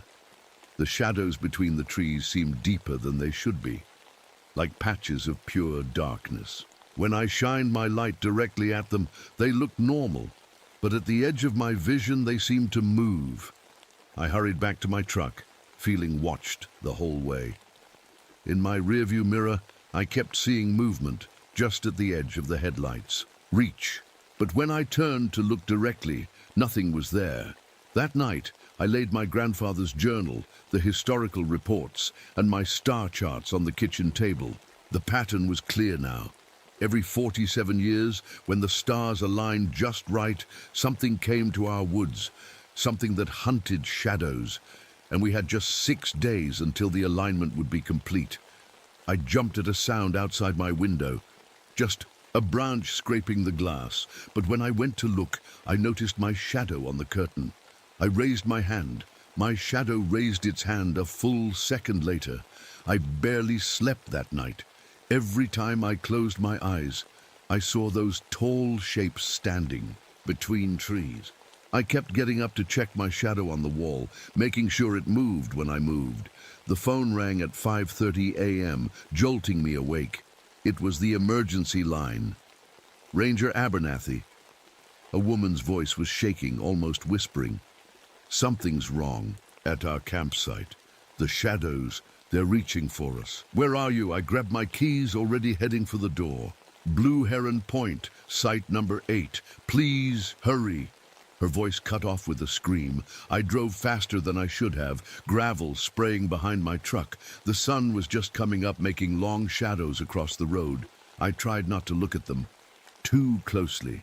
When I got to Blue Heron Point, my stomach dropped. The campsite was empty, but nothing was packed up. A coffee pot still sat on the camping stove. 2 folding chairs faced the lake. A novel lay open on one of them. Pages fluttering in the breeze. No footprints led away from the camp. No sign of a struggle. They were just gone. Then I saw something that made my blood run cold. On the ground near the tent were 2 dark shapes. Human shapes like shadows pressed into the dirt. They looked exactly like the shadows of a man and woman standing side by side. But there was nobody there to cast them. I knelt down and touched one of the shadow shapes. It felt ice cold and slightly damp, like morning dew. When I pulled my hand back, my fingertips were stained black, but the mark faded after a few seconds. As I stood up, I caught my own shadow moving at the corner of my eye. When I turned to look directly at it, it matched my movements perfectly, but I could have sworn it had moved on its own first. The woods were dead quiet. No birds, No squirrels, not even insects buzzing. Just heavy silence pressing down like a wait. I took photos of everything and called it in. 2 missing campers at Blue Heron Point. Send backup. I didn't mention the shadows pressed into the ground. Who would believe me? Back at the ranger station, I pulled out my grandfather's journal again, searching for answers. He wrote about shadow imprints left behind when the long ones took someone. According to him, the victims weren't dead, but they weren't really alive either. Their shadows were taken, leaving their bodies empty. I remembered Joseph Kingbird, an Ojibwe elder who lived on the edge of the park. If anyone knew the old stories about these woods, it would be him. Joseph lived in a small cabin, surrounded by birch trees. His pickup truck was at least 30 years old, but still running. He didn't seem surprised to see me. "I've been expecting someone," he said, inviting me in. His cabin smelled like wood smoke and pine. "The shadows are moving again." My heart skipped. "You know about them?" Joseph nodded, his weathered face serious. "My grandfather told me stories. The shadow walkers come when the star path opens. They don't belong in our world, and they can't stay here long. But when they come, they hunt." "Hunt? What?" I asked, though I already knew the answer. "They hunt shadows. Your shadow is part of your spirit. When they take it, your body keeps going, but the real you is gone." He looked at me closely. "You've seen them, haven't you?" I told him everything. The hexagons, the missing people, the shadow imprints, the strange way my Parkinson's tremors stopped in certain places. Joseph listened quietly, then went to an old trunk in the corner. He pulled out a small leather pouch. "Your shaking sickness might actually help you," he said. "The shadow walkers have trouble with people whose minds work differently. The electricity in your brain doesn't flow the way they expect. It confuses them." He handed me the pouch. Inside was a small stone disc with symbols carved around the edge. "My grandfather made this during the last coming. He said it helps see them more clearly. Look through it at dawn or dusk, when the shadows are longest." As I drove back to the station, the sun was starting to set. Long shadows stretched across the road like reaching fingers. At one point I could have sworn the shadow of a tree moved toward my truck as I passed, but I blinked and it was normal again. Back in my office, I got a call from my daughter Heather. She works at the park visitor center during the summer. "Dad, I had a weird feeling all day," she said, "like someone was watching me.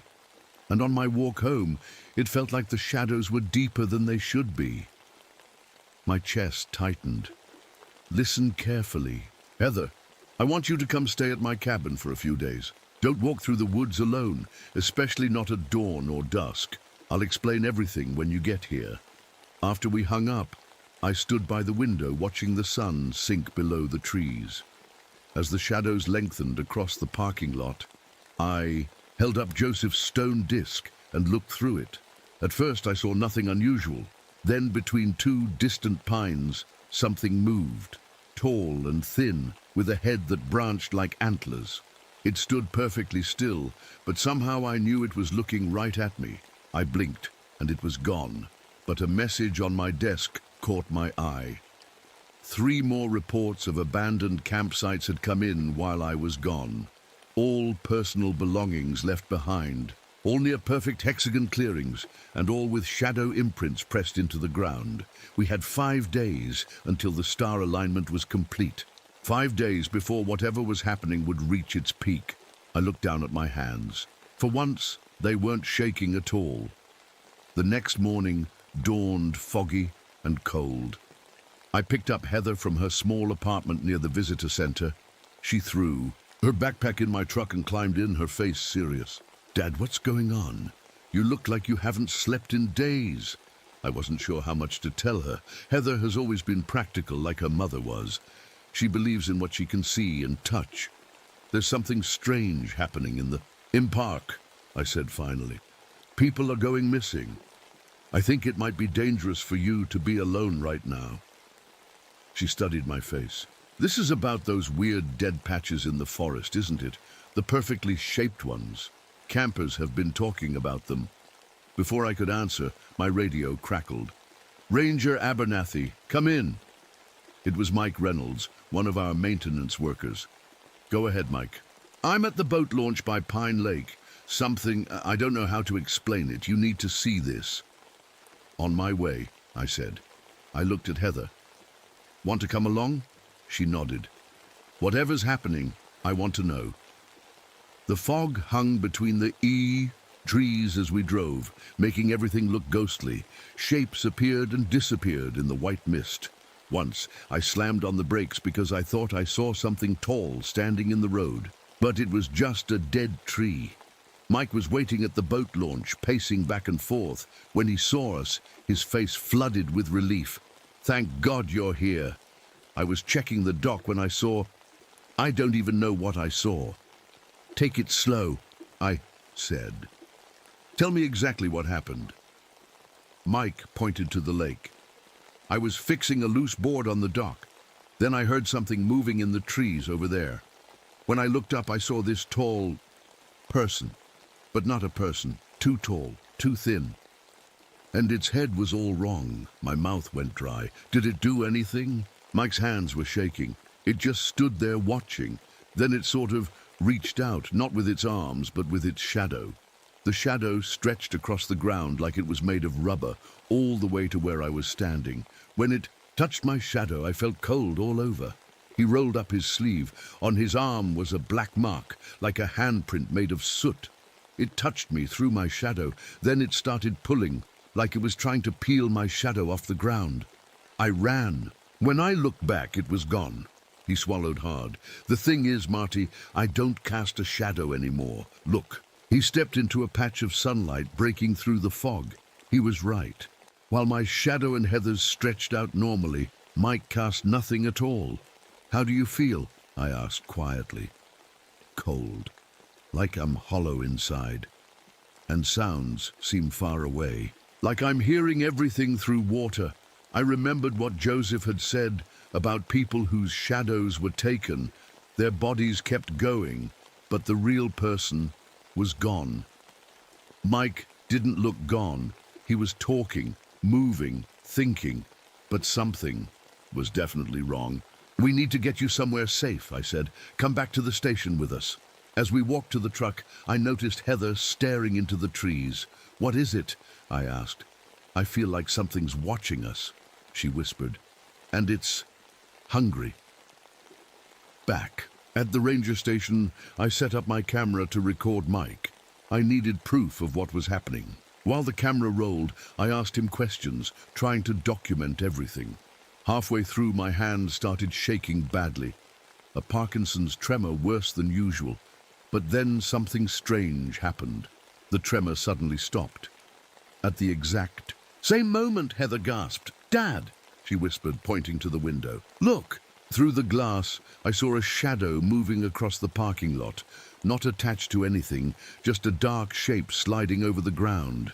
It paused at the edge of the building, then melted into the shadow of the ranger station. You saw that? I asked Heather. Mike hadn't reacted at all. She nodded, her face pale. What was it? I think it's what took Mike's shadow. And I think my tremors stop when they're near. It's like my Parkinson's can sense them somehow. That night, I set up cameras around my cabin. If these things were real, I needed evidence. Heather helped me, though I could tell she was scared. She kept looking over her shoulder at the darkening forest. Dad, she said, as we finished setting up the last camera, when I look at the shadows between the trees, sometimes I see shapes moving. Just for a second, then they're gone. A chill ran down my spine. You can see them, she nodded. Not clearly, just like dark smudges that move when they shouldn't. I showed her Joseph's stone disc. Try looking through this. She held it up to her eye, pointing it toward the trees. Her hand started shaking, and she dropped the disc. There's one out there. Right now, she whispered. Tall, with a head like branches. It's just standing there watching us. I picked up the disc and looked where she was pointing. At first I saw nothing. Then, between two pines, I caught a glimpse of something impossibly tall and thin. It didn't move, but somehow I knew it was aware of us. I quickly ushered Heather inside and locked the door. We closed all the curtains and turned on every light in the cabin. "What are they?" Heather asked, her voice small. I showed her my grandfather's journal and the historical records. I explained everything I'd learned about the Shadow Walkers and the 47-year cycle. "They're getting stronger," I said. "The alignment will be complete in 4 days. I think that's when they'll be most powerful." That night, we watched the cameras on my laptop. Nothing unusual appeared until exactly 3:33 a.m. The screen showing the backyard flickered and a tall figure walked into view. It moved strangely, not quite walking but gliding. Its head branched out like a deer's antlers, but everything else about it was human-shaped, just stretched too tall and too thin. It stopped in the middle of the yard and seemed to look directly at the camera.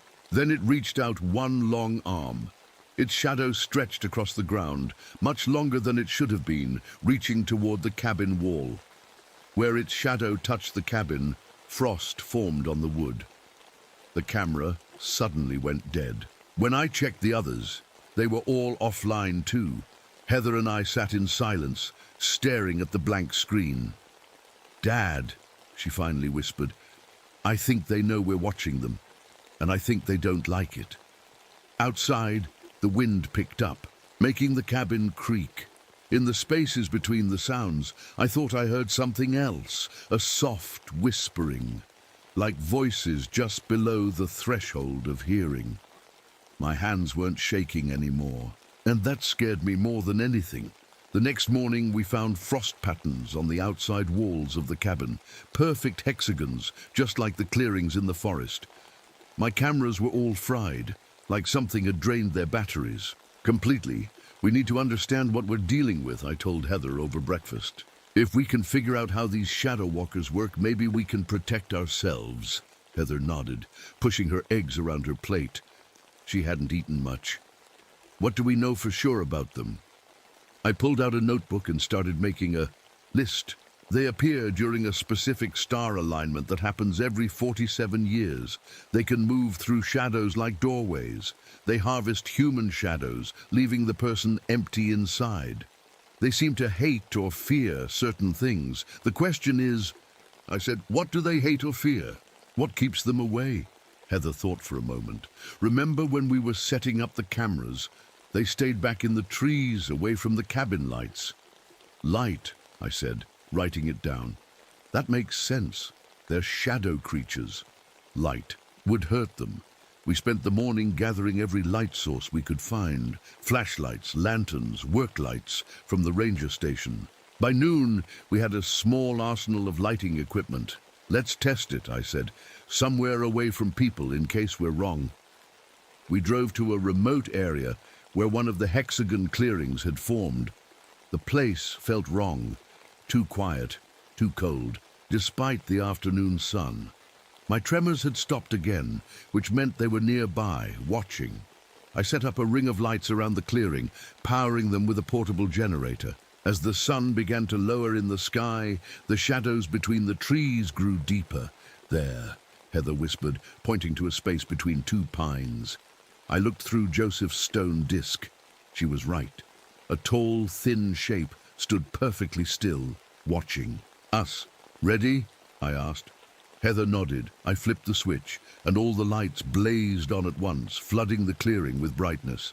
A high, thin sound cut through the air, like a whistle, but somehow painful to hear. The shape between the trees vanished. "It worked," Heather said, "but our celebration was short-lived. The generator sputtered and died, plunging us back into the gathering gloom. No matter what I tried, it wouldn't restart. It was like something had drained its power." "Let's try something else," I said, trying to keep my voice steady. I pulled out a UV flashlight I sometimes use to track wildlife. When I turned it on and aimed it at the trees, another painful whistle cut the air. The shadows seemed to shrink back from the purple beam. "They really don't like that," Heather said. The UV light hurts them more than regular light. We tested other things, water, salt, iron filings from the maintenance shed. The shadow walkers seemed unable to cross moving water, even something as small as a stream. Salt did nothing. The iron made them keep their distance, but not as effectively as the UV light. As we worked, I noticed something strange. When a shadow walker was near, the air temperature dropped sharply. I could track their movements just by feeling the cold spots. "Dad," Heather said suddenly, "what if they're not trying to hurt people? What if they need our shadows for something?" I thought about it. Mike is still alive, just empty. Maybe they're using human shadows as some kind of doorway. A way to enter our world fully. Back at the cabin, I spread out my star charts. The alignment was almost complete. 3 days left. According to my grandfather's journal, that's when the shadow walkers would be strongest, able to manifest completely in our world. "If they're trying to open a doorway," I said, "maybe that's why they come every 47 years, when the stars make it possible." That afternoon, we visited Mike at the ranger station. He was still functioning, still talking, but something was off. His movements were mechanical, his eyes dull. When he spoke, there was no emotion in his voice. "How do you feel?" I asked him. "Cold," he said flatly. "Always cold, and I can hear them talking." My heart skipped. "Who?" "The shadow walkers." He nodded, slowly. "They call to me at night. They want me to come to the big clearing, the one by Eagle Cliff. They say others like me will be there too." I showed him a picture of the hexagonal clearing. "Like this one?" "Bigger," he said, "much bigger. It's where they're opening the door." After we left Mike, Heather and I drove to Eagle Cliff. It took some hiking to reach the lookout point, but from there, we could see a large section of the forest below. What we saw made my blood run cold. In the valley below was an enormous hexagonal clearing, at least 100 yards across. It hadn't been there a week ago. Now all the trees inside it were dead, their leaves brown and falling. "That's where it's going to happen," I whispered. "That's where they're going to try to open a permanent doorway into our world." As we watched, a figure appeared at the edge of the clearing. Even from this distance, I could tell it was Mike. He walked stiffly to the center of the hexagon and just stood there, unmoving. "They're using him as a marker," I said, "a beacon." Through binoculars, we saw other people joining Mike, all moving the same wooden way, all standing perfectly still once they reached their positions. And none of them cast shadows, even as the setting sun stretched shadows all around them. "Dad," Heather said, "your hands aren't shaking at all now." She was right. My Parkinson's tremors had completely stopped, and that could only mean one thing. "They're all around us," I whispered. We turned to head back to the car. Standing on the trail behind us was a shadow walker. Up close, it was even more terrifying. At least 9 feet tall, impossibly thin, with skin like dark glass that reflected nothing. Its head branched out in antler-like protrusions that seemed to shift and change as we watched. It didn't move toward us. It didn't need to. Its shadow stretched across the ground, reaching for our feet. Heather screamed and jumped back. I grabbed the UV flashlight from my belt and switched it on, aiming the beam directly at the creature. It made that high whistling sound again, and its form seemed to waver, like heat rising from pavement. Then it simply folded inward, disappearing into a shadow beneath a tree. We ran all the way back to the car. "They're getting bolder," I said as we drove away. "Coming out before full dark now." "What happens when the alignment is complete?" Heather asked, her voice shaking. I gripped the steering wheel tighter. "I think they'll be able to stay in our world, and I think they'll take as many shadows as they can." That night, we covered all the windows with heavy blankets and set up UV lights around the cabin. My tremors had returned once we were safely inside, which meant the shadow walkers were keeping their distance. For now, morning came with heavy fog hanging between the trees. I hadn't slept much. Every noise outside had me reaching for the UV flashlight. Heather was still asleep on the couch, circles under her eyes, showing how little rest she'd gotten. I made coffee and looked at my star charts again. 2 days until the alignment was complete.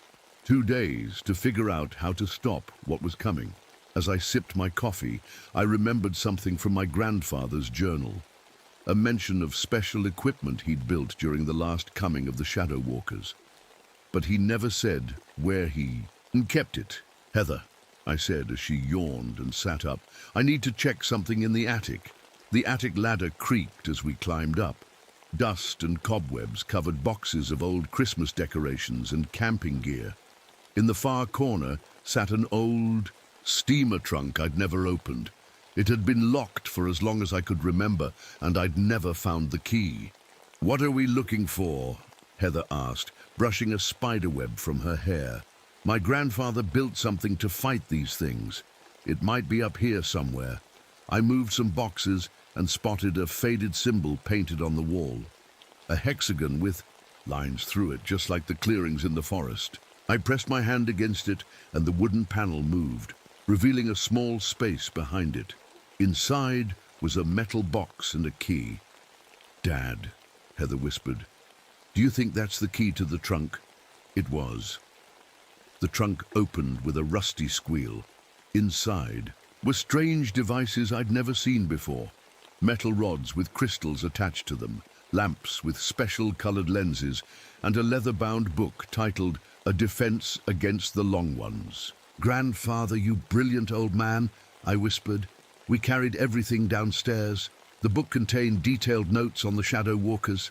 According to my grandfather, they came from a place he called the Shadow Realm, a world like ours, but dark and cold, where everything was the opposite of our world. "They can't exist fully in our world," I read aloud. "That's why they take shadows. Each human shadow lets one of them stay here longer." "But why do they want to be here?" Heather asked, examining one of the crystal rods. "It doesn't say, but it does explain how to keep them away. The devices my grandfather built were ingenious. The rods created a barrier of UV light when placed in the ground in a circle. The special lamps emitted a frequency of light that disrupted the Shadow Walker's ability to move through shadows. We need to warn people," I said. "Get everyone out of the danger zones before the alignment is complete." I called an emergency meeting at the ranger station. Not everyone would believe me, but I had to try. I brought Mike along as evidence. His shadowless condition was hard to dismiss. Park Superintendent Jenkins listened to my explanation with growing concern. When I finished, he looked at Mike, then back at me. "Abernathy, this sounds crazy," he said slowly, "but I've known you for 15 years, and you've never been one for tall tales. And I can't explain what's happened to Mike." He sighed heavily. "What do you need?" "Help evacuating everyone from the areas around the hexagon clearings, and I need men to help set up protection barriers." By noon, we had a plan. The park would be closed to new visitors. Rangers would go to each campsite and cabin, telling people there was a dangerous storm coming and they needed to evacuate. It wasn't the whole truth, but it would get people to safety. Heather and I took my grandfather's equipment to the largest hexagon clearing near Eagle Cliff. As we approached, the air grew colder. My tremors stopped completely. "They're watching us," Heather whispered. Through Joseph's stone disc, I could see them, dozens of shadow walkers standing at the edge of the clearing, just behind the tree line. They didn't move, but I could feel their attention fixed on us. We worked quickly, placing the crystal rods in a large circle around the clearing, well away from the edges. When the last rod was in place, I flipped the switch on the control box. Blue-purple light shot up from each rod, connecting to form a dome of light over the clearing. The high, whistling sound came again, louder this time, as the shadow walkers retreated deeper into the forest. "It's working," Heather said, relief clear in her voice, but as we watched, the lights began to dim. The shadow walkers had moved back to the edge of the trees, and something was happening to them. They seemed to be merging together, becoming one larger, darker mass. The light from the rods flickered and grew weaker. They're combining their strength, I said. We need to go. Now. We barely made it back to the truck before the lights failed completely. In the rearview mirror, I saw dark shapes pouring into the clearing. That night, the shadow walkers became more aggressive. Reports came in from all over the park, shadows moving on their own, cold spots in cabins, people hearing whispers in the dark. 3 more people had lost their shadows, all found wandering aimlessly near hexagon clearings. At the cabin, I fortified our defenses, UV lights in every window, my grandfather's special lamps at each door. I set up a circle of the crystal rods around the entire cabin, creating a barrier of light. Will it hold? Heather asked as darkness fell. I don't know, I admitted. They're getting stronger by the hour. Outside, the fog had returned, thick and unnatural. Through the windows, we could see shapes moving within it. Tall, thin shapes that paused at the edge of our light barrier, testing it. My radio crackled. It was Jenkins. Abernathy. Something's happening at the Eagle Cliff clearing. All the shadowless. People are walking there like they're being called. And there's something forming in the center, something big. Don't go near it, I warned. Keep everyone away. After I put down the radio, Heather touched my arm. Dad, your hands are steady. She was right. No tremors at all. And that could only mean one thing. They're here, I whispered. A shadow slid under the door, not coming from anything. Just a patch of darkness moving across the floor on its own. It paused in the center of the room, then began to rise up, forming a tall, thin shape. I grabbed the UV flashlight and aimed it at the shape. The beam went right through it, having no effect. The barrier, Heather gasped. How did it get through the barrier? The shadow figure seemed to look at us, though it had no face, no eyes that I could see. Then it pointed one long arm at me. Voice spoke in my head, cold and ancient. The gateway opens. The shadow realm hungers. You cannot stop what comes. Then it simply collapsed back into a normal shadow and slid away under the door. Heather and I looked at each other, shaken. 1 day left, I said quietly. Tomorrow night, the alignment will be complete. Outside, the fog pressed against the windows, like something alive, and within it shadows moved, waiting. The next morning dawned unnaturally dark. Heavy clouds hung low, and fog swirled between the trees. It wasn't even 7 a.m., but it felt like dusk. Dad, look at the sky, Heather said, pointing. Out the window, I peered up through the fog. Something was wrong with the sunlight. It seemed dimmer, weaker. And through breaks in the clouds, I could see stars. Stars in the daytime sky. The alignment is happening, I said. They're getting stronger. My radio crackled to life. Jenkins's voice came through, strained and static-filled. Abernathy, you there? We've got a major situation. Power's out across the entire park. Phones too. And the road out is blocked by fallen trees. I picked up the radio. What about the evacuation? Got most people out yesterday, but we've still got about 24 campers and staff unaccounted for. And his voice dropped. There's a gathering at Eagle Cliff. All the shadowless people are there, just standing in that big clearing. There. Must be 20 of them now. My heart sank. 20 people who'd lost their shadows. 20 doorways for the shadow walkers. Stay away from them, I warned, and keep everyone else away too. After signing off, I turned to Heather. We need to get to my office at the ranger station. I've got maps there showing all the hexagon locations. We need to understand the pattern. The drive was tense. The fog was so thick I could barely see 10 feet ahead. Twice, I had to stop because shadow figures crossed the road. Tall, thin shapes that moved without sound. At the ranger station, we found Jenkins and 3 other rangers huddled around a battery-powered radio. Their faces were grim. No contact.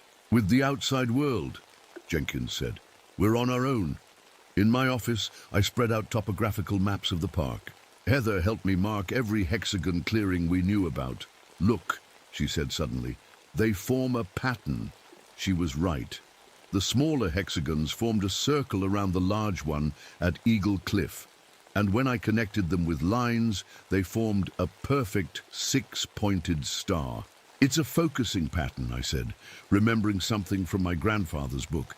They're channeling energy to the center, to the big clearing. To open the gateway, Heather finished. The overhead lights flickered, then died completely. A moment later, the backup generator kicked in, casting everything in a dim yellow glow. Jenkins burst into the office. Something's happening at Eagle Cliff. The air is moving wrong, and it's getting colder by the minute. We gathered as many UV lights and weapons as we could carry. The temperature was dropping rapidly. I could see my breath inside the station now. My hands were completely steady, which meant shadow walkers were everywhere, just out of sight. As we prepared to leave for Eagle Cliff, a loud crash came from the front of the building. Jenkins ran to check it out. "Helicopters down!" he shouted. When he returned, Pilot was coming in to help with evacuation. Says his shadow suddenly ripped away from him mid-flight. He managed to crash land in the parking lot. I rushed outside. The small park helicopter lay on its side, rotors bent. The pilot sat nearby, dazed but alive, and like Mike and the others, he cast no shadow, despite the emergency lights shining on him. "They're getting more aggressive," I told Jenkins. "Taking shadows even from people in the air now." We piled into 2 Ranger trucks. The plan was simple but dangerous. Drive to Eagle Cliff, see what was happening at the main hexagon, and try to disrupt whatever gateway the shadow walkers were creating. The forest was changing as we drove. Ice coated the trees despite it being September. The fog hung in unnatural shapes, sometimes forming tall, thin figures that watched us pass. Several times, shadow things reached for the trucks, only to pull back when they came near our UV lights. About a mile from Eagle Cliff, our vehicles died at once. Engines, lights, everything just stopped. "They've cut us off," Jenkins said. "We walk from here." The forest was eerily silent as we moved forward on foot. No birds, no insects, not even wind. Just the crunch of ice under our boots and our own. Breathing. The UV flashlights carved tunnels of purple light through the fog. Halfway to Eagle Cliff, the attack came. Shadow walkers emerged from between the trees. Dozens of them, no longer hiding their presence. They moved like water flowing. "Uphill, impossible and wrong. Circle up," I shouted. And the Rangers formed a tight group, UV lights pointing outward. The beams kept the shadow walkers at bay, but just barely. They tested our defenses, reaching long limbs toward us, then pulling back when they touched the light. "They're learning," Heather whispered. "The light doesn't hurt them as much anymore." She was right. With each passing minute, the shadow walkers pressed closer, their tall forms becoming more solid, more real. Then the voices started, cold whispers in our heads. "Join us. Give us your shadows. Be part of the new world." Ranger Collins screamed and dropped his flashlight. His shadow suddenly stretched toward the nearest shadow walker, like it was being pulled by an invisible rope. "No!" I lunged for him, but it was too late. The shadow walker touched Collins' shadow, and something tore away from him. Collins fell to his knees, eyes empty, face blank. When he stood again, he turned silently and walked toward Eagle Cliff, joining the procession of the shadowless. "Run!" Jenkins shouted. "Everyone to Eagle Cliff!" We ran through the forest, UV lights swinging wildly. Shadow walkers pursued us, moving impossibly fast, sometimes disappearing and reappearing ahead of us. When we finally broke through the trees, at Eagle Cliff, the sight stopped us cold. The huge hexagon clearing now held all the shadowless people, at least 30 of them, standing in a precise pattern that matched the star on my map. In the center, something was forming. A tear in the air itself, like reality was being pulled apart. Through the tear, I could see another world, an inverted version of our forest where everything was in shades of gray and black. Dark shapes moved in that other place, pressing against the tear, trying to get through. At the edge of the clearing stood dozens of shadow walkers, their forms now fully solid. They no longer looked like shadows. They had a terrible substance to them, like glass filled with black smoke. Their antlered heads turned toward us in perfect unison. "The gateway opens," they said together, their voices in our heads. "The shadow realm comes through." The tear in the center grew larger. Cold air poured from it, so frigid it burned my lungs. More shadowless people walked past us, drawn to their places in the pattern. "We have to close it," I said. "We have to stop this now." But as I stepped forward, shadow walkers moved to block our path. Our UV lights flickered and dimmed, batteries draining rapidly in the intense cold. One by one, the Rangers' lights went out. And as each light died, shadow walkers surged forward, reaching for our shadows. "Back to the trees," Jenkins yelled. "We need cover." We retreated, but it was too late for two more Rangers. Their shadows torn away, they turned and walked stiffly to join the others in the clearing. Only Jenkins, Heather and I made it back to the tree line. Our last UV light flickered and died. In the darkness, surrounded by tall shapes closing in, Heather grabbed my hand. "Dad," she whispered, "what do we do now?" I squeezed her hand tight. "We run. Back to the cabin. I have one more idea." As shadow walkers reached for us, we ran into the forest, back toward the only safe place I could think of. Behind us, the tear in reality grew larger, and the invasion from the shadow realm began. We ran through the dark forest, stumbling over roots and rocks. The fog swirled around us, sometimes forming hands that reached for our ankles. Jenkins was just behind us, his breathing heavy and panicked. "Keep going," I shouted to Heather. "Don't look back," but I could feel them following, the shadow walkers sliding between trees, moving faster than we could run. My hands were completely steady now, no trace of tremors. They were all around us.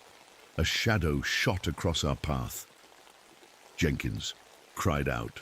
When I turned, he was on his knees, a tall figure standing over him. The shadow walker's hand was sunk deep into Jenkins' shadow. As I watched, something dark pulled away from Jenkins, something that should have been part of him. "Go," Jenkins shouted, his voice already growing flat and empty. "Get to the cabin." We had no choice. We ran, leaving Jenkins behind. I could hear him getting up, his footsteps turning back toward Eagle Cliff, joining the others. The cabin finally appeared through the trees. We sprinted the last 100 yards and burst through the door, slamming it behind us. I threw the deadbolt and started grabbing furniture, pushing it against the door. "Will that hold them?" Heather asked, her voice shaking. "No," I said honestly. "But we don't need it to hold for long." I went to the pile of my grandfather's equipment we'd brought back from the attic. At the bottom was a box I hadn't opened yet. Inside was something that looked like a metal mirror in a heavy frame, with strange symbols carved around the edge. "What is that?" Heather asked. Grandfather called it a shadow trap. According to his journal, it can capture a shadow walker and hold it. How does it work? I'm not sure exactly, but I have an idea. Outside, the fog pressed against the windows. Dark shapes moved around the cabin, testing the walls, looking for a way in. The temperature dropped so fast, the windows frosted over. My breath came out in white clouds.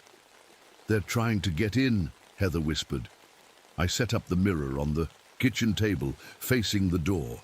Then I gathered all the reflective surfaces I could find, handheld mirrors, the glass from picture frames, even the shiny metal lid of a cooking pot. Grandfather wrote that they can be trapped in reflective surfaces, I explained as I worked. If we can capture one, maybe we can learn how to stop them. But how do we get one in here without letting them all in? Heather asked. I looked at her gravely. We have to let one in, just one. Her eyes widened. Dad, no, that's too dangerous. We don't have a choice. The gateway is opening. If we don't stop it, they'll take over everything. I positioned the smaller mirrors and reflective surfaces all around the room, angling them to create a path that led to the large mirror on the table. When I opened the door, I said, "Stand behind me." No matter what happens, don't let your shadow touch theirs. Heather nodded, her face pale but determined. I'm ready. I took a deep breath and moved to the door. With one quick motion, I pulled away the furniture and threw the door open. They were waiting, 3 shadow walkers standing in the fog, their antlered heads turned toward us. For a moment, nobody moved. Then the middle one stepped forward, tall and thin, its dark form now solid enough to block the little light that remained. Come in, I said to it, just you. The shadow walker tilted its head, as if confused by the invitation. Then it moved forward, ducking to fit through the doorway. The moment it was inside, I slammed the door shut. The shadow walker straightened, to its full height, nearly touching the ceiling. It had no face, just a smooth, dark surface where a face should be. But somehow, I knew it was looking at me. Now, Heather, I shouted. Heather flipped on the single UV light we had left. The beam hit the first mirror, bouncing to the second, creating a cage of light that surrounded the shadow walker. It made that high whistling sound and tried to retreat, but there was nowhere to go. The light drove it toward the big mirror on the table. When it touched the mirror's surface, something incredible happened. The mirror didn't reflect the shadow walker. It pulled it in like water sucking down a drain. The shadow walker's form stretched and distorted, flowing into the mirror until it disappeared completely. The mirror's surface turned black as night, but something moved within it, like a cloud of dark smoke trapped behind glass. We did it. Heather breathed, but our victory was short-lived. Outside, the other shadow walkers had gone silent. Then a new sound started, a low humming that made the windows vibrate. The temperature dropped even further, ice forming on the inside of the glass now. In the mirror, the trapped shadow walker began to change. Its form became clearer, more defined, and suddenly it spoke. Not in my head this time, but out loud, in a voice like rustling leaves. The gateway opens fully at midnight, it said. When the stars align perfect, then all will belong to the shadow realm. Why? I demanded. Why are you doing this? Our world dies, it said simply. Yours is warm, full of light, full of shadows we can use. We need your world to survive. But you're taking people's shadows, Heather said. You're hurting them. The trapped shadow walker turned toward her voice. They are not hurt. They become like us, part of us. A chill ran down my spine. The shadowless people, they're turning into shadow walkers. Yes. When the gateway opens fully, all who have given shadows will transform. They will help us bring others across. How do we close the gateway? I asked. The shadow walker made a sound like dry branches breaking, a laugh. You cannot. It is too late. Outside, the humming grew louder. The cabin walls creaked under some invisible pressure. Through frosted windows, I could see more shadow walkers gathering, dozens of them now surrounding the cabin. We need to get back to Eagle Cliff, I said to Heather. We need to try to close that gateway. How? We can't fight all of them. I looked at the trapped shadow walker in the mirror. We'll take this with us. Maybe we can use it somehow. I carefully wrapped the mirror in a blanket and put it in my backpack. Then I checked my watch. 6:12 p.m. Less than 6 hours until midnight, when the alignment would be complete. We need a plan, I said. We can't just run out there. Heather pointed to a map of the park on the wall. What about the river? Shadow walkers can't cross running water, right? We could take the canoe. It was a good idea. The river ran within, a half-mile of Eagle Cliff.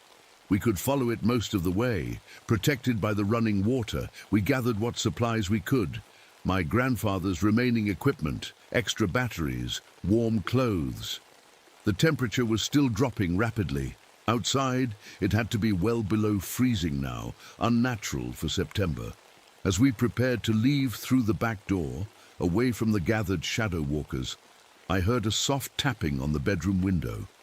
I motioned for Heather to be quiet and crept down the hallway to look. A face peered in through the frosted glass.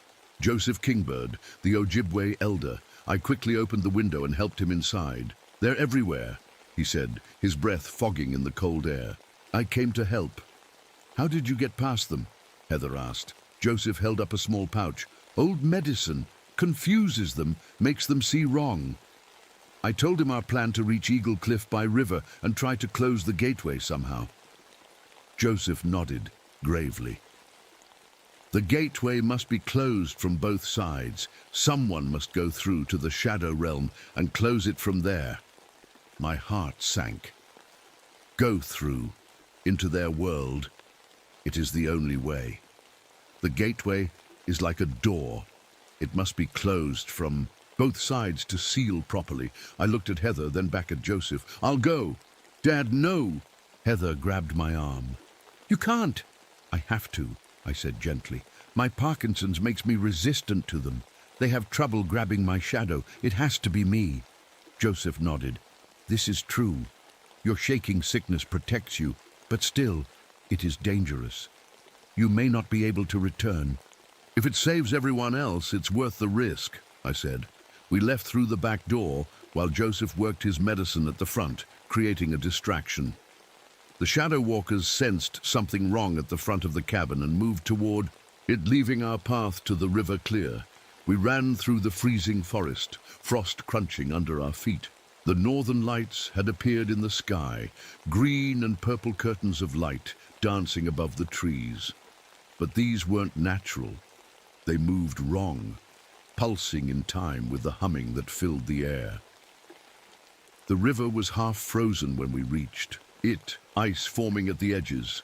We launched the canoe into the still-flowing center and paddled hard against the current. Shadow Walkers appeared on both banks following us, but they couldn't cross the water. As we paddled, the sky grew darker. Stars appeared, too many stars, as if the night sky of another world was overlapping with ours, and directly above Eagle Cliff, the stars formed a pattern, a perfect hexagon with a dark center like a hole in the sky. The alignment, Joseph said, looking up. It is nearly complete. We beached the canoe where the river came closest to Eagle Cliff and continued on foot. The humming was much louder now, vibrating in my chest. The air felt thin and cold, hard to breathe. As we crested the final ridge and Eagle Cliff came into view, we all stopped in shock. The hexagon clearing now held a swirling vortex of darkness, a black tornado that reached from the ground to the sky. Around it, the shadowless people stood perfectly still, their bodies beginning to stretch and change, becoming taller, thinner, and pouring from the vortex were Shadow Walkers, hundreds of them, stepping into our world. The invasion had begun. We crouched behind a fallen tree, watching the nightmare unfold at Eagle Cliff. The gateway had grown into a swirling black tornado that touched the sky. More Shadow Walkers stepped through every minute. How do we get close to that? Heather whispered. I pulled the mirror from my backpack. The trapped Shadow Walker still moved inside it like dark smoke behind glass. You, I said to it, how do we close the gateway? The trapped Shadow Walker's form shifted. The center stone must be removed, the stone that anchors the gateway to your world. What stone? Joseph asked. At the center of the vortex, a black stone from our world. I squinted at the swirling darkness. At its base, something glinted, a black rock the size of a basketball, hovering just above the ground. I see it, I said. But how do we get to it with all of them guarding it? Joseph pulled out his medicine pouch.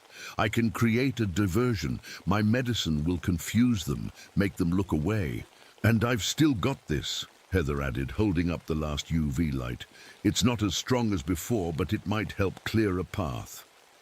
I nodded, a plan forming. Okay. Joseph creates a diversion on the far side of the clearing. Heather, you use the UV light to clear me a path to the center. I'll grab the stone and then... I hesitated. According to Joseph, the gateway had to be closed from both sides. And then I'll go through, I finished. Close it from their side. Dad, no! Heather's eyes filled with tears. There has to be another way. There isn't, I said gently. Someone has to go through. It should be me. Will you be able to come back? She asked. I looked at Joseph, who shook his head slightly. I'll try, I promised, though I knew it might not be possible. We waited until Joseph had circled around to the far side of the clearing. The signal came, a sudden flare of red light on the opposite edge of the hexagon. The shadow walkers turned toward it, their antlered heads moving in unison. Now, I whispered. Heather switched on the UV light, carving a purple path through the darkness. We ran, keeping low. The light wasn't as effective as before. The shadow walkers flinched from it, but didn't retreat completely. Still, it created enough space for us to move forward. We were halfway to the center when they noticed us. A high whistling filled the air as shadow walkers turned away from Joseph's diversion and moved toward us. Faster! I urged Heather. We ran harder. Shadow walkers closed in from all sides, reaching for us with impossibly long arms. One brushed Heather's shoulder and she cried out in pain, the spot instantly frosting over. The center of the vortex was just ahead now. I could see the black stone clearly, a smooth glass-like rock that floated a few inches above the ground, pulsing with dark energy. I'll hold them off, Heather shouted, swinging the UV light in an arc around us. Get the stone! I sprinted the last few yards, ducking under reaching shadows. The vortex roared above me, a tornado of cold darkness that pulled at my clothes and hair. The black stone hovered right in front of me now. Close up, I could see it wasn't solid. Galaxies of tiny lights swirled inside it, like stars seen from very far away. I reached out and grabbed it with both hands. Pain shot through my arms, a cold so intense it burned. The stone fought me, trying to pull free. It was heavier than it looked, like trying to lift a boulder. "Dad!" Heather screamed. The shadow walkers had surrounded her, their forms merging into a wall of darkness that pressed against her, failing. UV light. With one final effort, I wrenched the stone from its position. The effect was immediate. The vortex shuddered, the roaring sound faltering, but it wasn't closing. The gateway remained open, wavering, but still there. "The other side!" Joseph shouted from somewhere in the chaos. "It must be sealed from both sides." I looked at the gateway, then back at Heather. She was fighting desperately, but the shadow walkers were overwhelming her. In seconds, they would take her shadow. I made my decision. Still clutching the black stone, I ran to Heather. "Here!" I thrust the mirror into her hands, the one containing the trapped shadow walker. "Keep this safe. If I don't come back, it might help you understand them. Find another way." "Dad, please," she begged. "Don't go." I hugged her quickly. "I have, too. I love you." Then I turned and ran straight into the vortex, carrying the black stone. The world turned inside out. Colors inverted, sound became pressure, up became down. I was falling and flying at the same time, tumbling through a space that had too many directions. When I finally landed, I found myself in a place that was like our world, but wrong. The trees were the same shape, but transparent, like they were made of smoke. The ground felt solid but looked like dark water. The sky overhead was black, with stars that formed unfamiliar patterns. The shadow realm. I stood at one end of a vast clearing, the mirror image of Eagle Cliff. At the center was another vortex, this one glowing with white light. Through it, I could dimly see the world I'd left behind. I could see Heather, surrounded by shadow walkers, the UV light failing in her hand. Around the glowing gateway stood figures, human-shaped but translucent, like they were made of dark glass. Not shadow walkers, but something else. Then I realized these were the original shadows, the ones taken from people in my world. They turned toward me, surprised by my presence. I still held the black stone, which now glowed with internal light. "You don't belong here," one of the shadows said. It had Jenkins' shape. "I've come to close the gateway," I replied. "We cannot allow that," another shadow said, this one looking like Mike. "Our world is dying. Yours is our only hope." "But you're hurting people," I argued. "Taking their shadows changes them." "They join us here," Jenkins' shadow explained. They become part of our world. It is not death. But it's not their choice, I said. You're taking them against their will. The shadow beings conferred among themselves, speaking in a language I couldn't understand. Finally, Jenkins' shadow approached me again. What do you propose? Our world is fading. The light grows weaker each cycle. Without new shadows, we will cease to exist. I looked at the black stone in my hands. An idea formed. Crazy, desperate, but maybe our only chance. What if you could visit our world, but without taking shadows? What if we found a way for both worlds to exist without one destroying the other? The shadow being seemed intrigued. How would this be possible? I don't know exactly, I admitted, but we can try to find a way, together, starting with closing this gateway before it tears both our worlds apart. The shadow beings conferred again. While they talked, I studied the gateway from this side. The vortex of light had a similar anchor. A white stone floating at its base, the opposite of the black one I carried. If I removed that stone while also placing the black one, perhaps the gateway would close in a balanced way, sealing the tear between worlds without destroying either side. We will consider your proposal, Jenkins' shadow finally said, but the gateway must remain open until we decide. It can't, I insisted. Look, I pointed back through the gateway. On the other side, the shadow walkers had nearly reached Heather. The UV light was almost dead, and beyond her, more shadow walkers were spreading out into the forest, hunting for more shadows. They're destroying my world, I said, and if my world dies, yours will too. We're connected, don't you see? Two sides of the same reality. The shadow beings looked troubled. Finally, Jenkins' shadow nodded. Very well, close the gateway. But we will hold you to your promise, to find a way for both worlds to exist together. With their permission, I approached the white stone at the base of the gateway. It glowed like a tiny sun, painful to look at directly. Behind me, the shadow beings formed a circle, lending me their strength.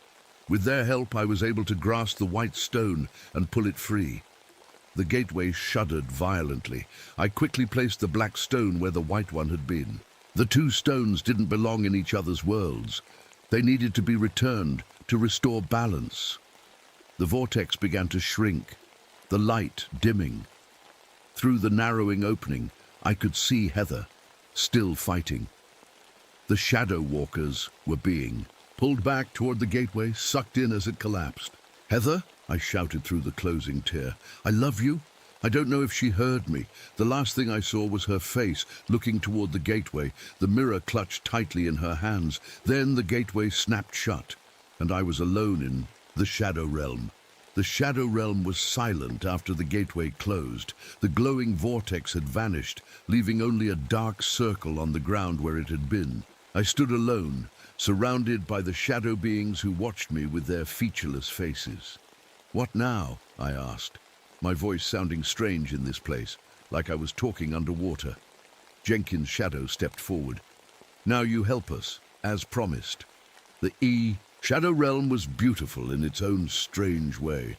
The trees looked like they were made of dark smoke. The ground rippled like water with each step. The sky above was filled with stars that moved slowly, forming and reforming patterns. First, show me your world, I said. I need to understand what's happening here. The shadow beings led me through their forest. It was laid out exactly like my world, but everything was inverted. Where our world had sunlight, theirs had darkness. Where we had solid matter, they had something like dark energy. Our world is fading, Mike's shadow explained as we walked. See the edges? I looked where he pointed.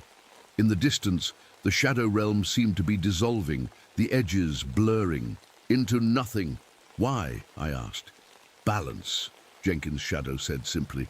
Your world grows brighter, more solid. Ours fades in response. The cycle has happened many times before, but never this quickly. What's different this time? Your people, your lights, your cities that burn the night away. Each light in your world creates a shadow, but also diminishes the shadow realm. I began to understand. The shadow beings weren't evil. They were desperate, fighting for survival as their world literally disappeared around them. "Show me the others," I said. "The people whose shadows you've taken." They led me to a clearing where dozens of shadow forms stood, each one recognizable: Mike, Jenkins, Collins, and all the others who had lost their shadows in my world. They weren't prisoners. They moved freely, talking among themselves. "Are they aware? Do they know what's happened to them?" I asked. "They are becoming aware," Jenkins' shadow explained. "When a shadow separates from its body, it takes time to develop consciousness here. Their bodies remain in your world, empty vessels waiting to be refilled. Can they go back? Can they be reunited with their bodies?" The shadow beings looked at each other. "It has never been tried," one said. "The separation has always been permanent." I approached Mike's shadow form. "Mike, do you recognize me?" The shadow turned. "Ranger Abernathy, what is this place?" "You're in the shadow realm. Your shadow was separated from your body." Mike's shadow looked down at himself. I remember cold hands reaching for me, then nothing, just darkness, then slowly awareness. "Do you want to go back?" I asked. "To your body, to our world?" "I don't know. I feel different here, part of something larger." Mike's shadow gestured to the others. "We're all connected now. It's peaceful." I turned back to the shadow beings. "The people in my world, the ones without shadows, they're suffering. They're alive but empty. If their shadows want to return, we should find a way." The oldest shadow being, who hadn't spoken until now, moved forward. "There may be a way. The stone you brought, the black stone, it creates a connection between our worlds. A small doorway, not a great gateway." He led me to where I had placed the black stone. It sat in a circular depression in the ground, still glowing faintly. "With this, we might send shadows back one by one, but the connection would remain, allowing us to visit your world without taking shadows forcibly." "A doorway, not a gateway," I said, understanding. "Controlled, balanced, yes. But to create it properly, we need the white stone as well, the one from our world that remains in yours." My heart sank. "But how?" "I'm here, and the stone is there. You must return to your world and complete the connection." The elder shadow said, "Return? How?" The shadow beings gathered around me in a circle. "We can send you back the same way the shadow walkers cross over, by folding through the spaces between, but there is a cost." "What cost?" "To travel between worlds without a gateway requires leaving part of yourself behind. The shadow walkers can do it because they exist in both worlds already.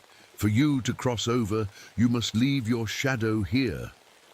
I looked down at my shadow, the dark outline that had followed me my whole life, that had shaken with my Parkinson's tremors, that had always been part of me. "If I leave my shadow here, what happens to me?" "You will live, but differently. You will exist partially in both worlds. You will be a bridge." I thought about Heather, fighting alone back in my world, about the shadow walkers that might still be there, about all the people who needed help. "Do it," I said. "Send me back." The elder shadow nodded. "Lie down upon the stone." I lay on my back on the cold black stone. The shadow beings formed a circle around me, their hands joined. They began to sing, a strange whistling sound that reminded me of wind through winter. "Trees." My shadow began to peel away from my body, rising up like smoke. It hurt, not like a cut or a burn, but like losing a limb, a part of myself being torn away. "Remember," the elder shadow said as darkness crept into my vision. "Find the white stone, complete the connection, create the doorway." Then everything went black. I woke up in the clearing at Eagle Cliff. The swirling vortex was gone. The ground was covered in frost, trees encased in ice that was already melting in the morning sun. I sat up slowly, feeling strange and light, like I might float away. Looking down at my hands, I could see through them slightly. Not enough to be obvious, but enough to notice if you were looking carefully. And I cast no shadow, even in the bright sunlight. "Dad!" Heather ran toward me from the edge of the clearing, Joseph limping behind her. Her face was scratched, her clothes torn, but she was alive. In her hands, she still clutched the mirror with the trapped shadow walker. She threw her arms around me. "You're back." But how? The gateway closed. We saw it collapse. "It's a long story," I said, hugging her tightly. "What happened here?" "When the gateway closed, all the shadow walkers got pulled back in," she explained. "It was like they were sucked into a vacuum. The people without shadows just collapsed. They're alive, but they're not waking up. They need their shadows back," I said, "and I think I know how to help them." I explained what I'd learned in the shadow realm, about the balance between worlds, about the shadows becoming conscious on the other side. "We need to find the white stone," I told them. "It was the anchor on their side of the gateway. It should have come through when the gateway collapsed." We searched the clearing. Joseph found it near the center, a smooth white stone that glowed, faintly, like it contained its own light source. "Now what?" Heather asked, handing me the stone. "Now we create a doorway, not a gateway, a balanced connection between worlds." I carried the white stone to the exact center of the hexagonal clearing. There, I dug a small hole and placed it inside. Immediately, the air above it shimmered slightly, like heat rising from pavement. "Is that it?" Heather asked. "The doorway?" "Not yet. It needs the black stone too on the other side."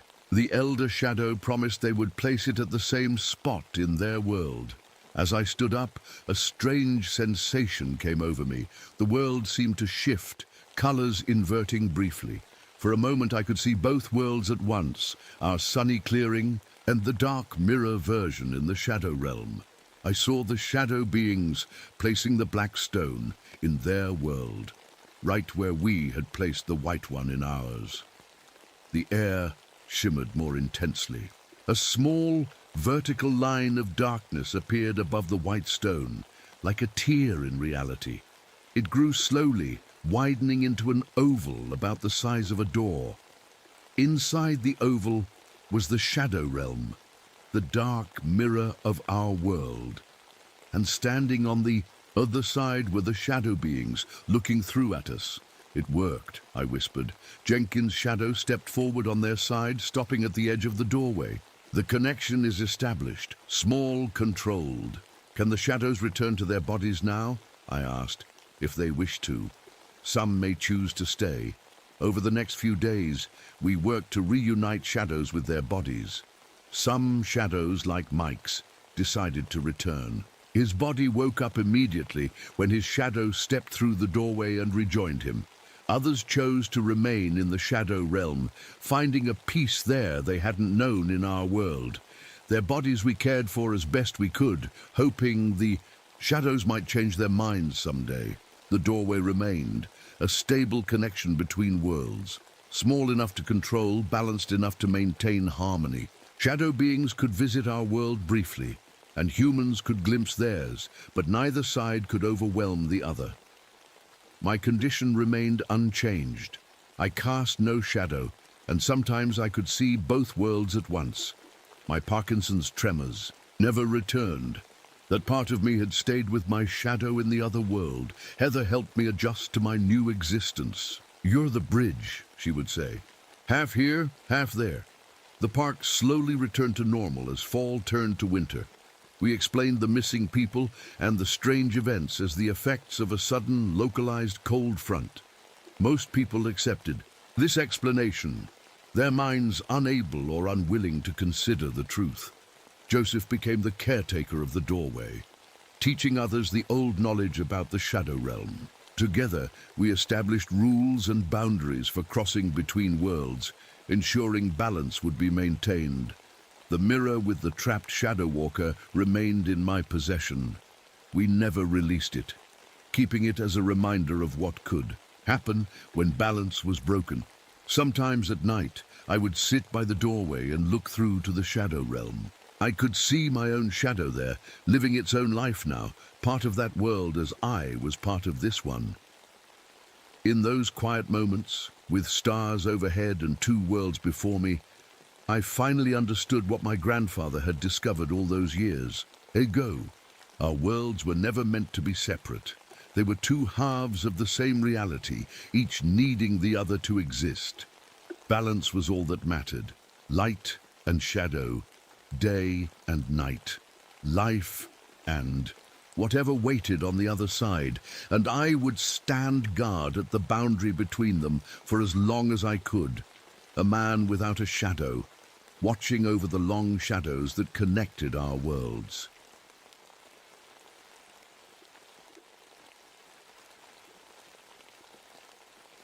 My name is Robert Finch, and I've been a ranger in these Smoky Mountains for nearly 30 years now.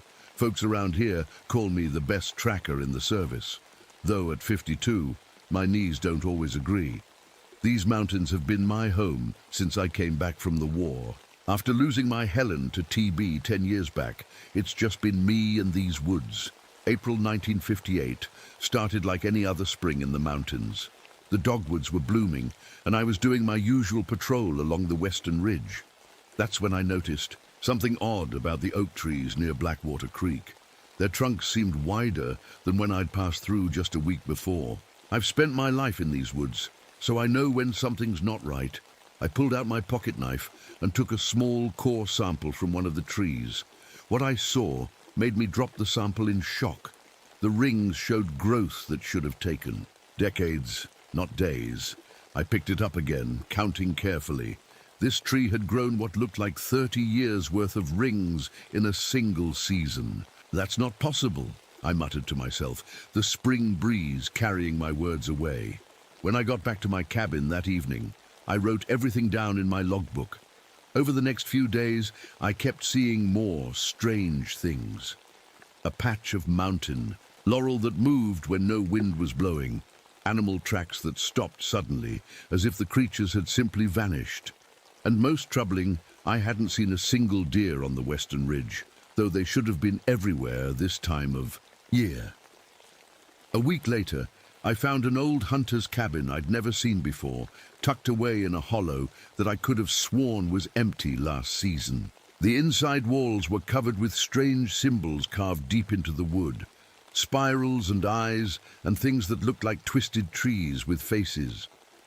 In a dusty corner, I found a journal dated 1898. The handwriting was faded, but I could make out descriptions of trees that grow overnight and forests that listen. The last entry simply read, "It's awake now. God help us all." I tucked the journal into my pack and headed back to my cabin.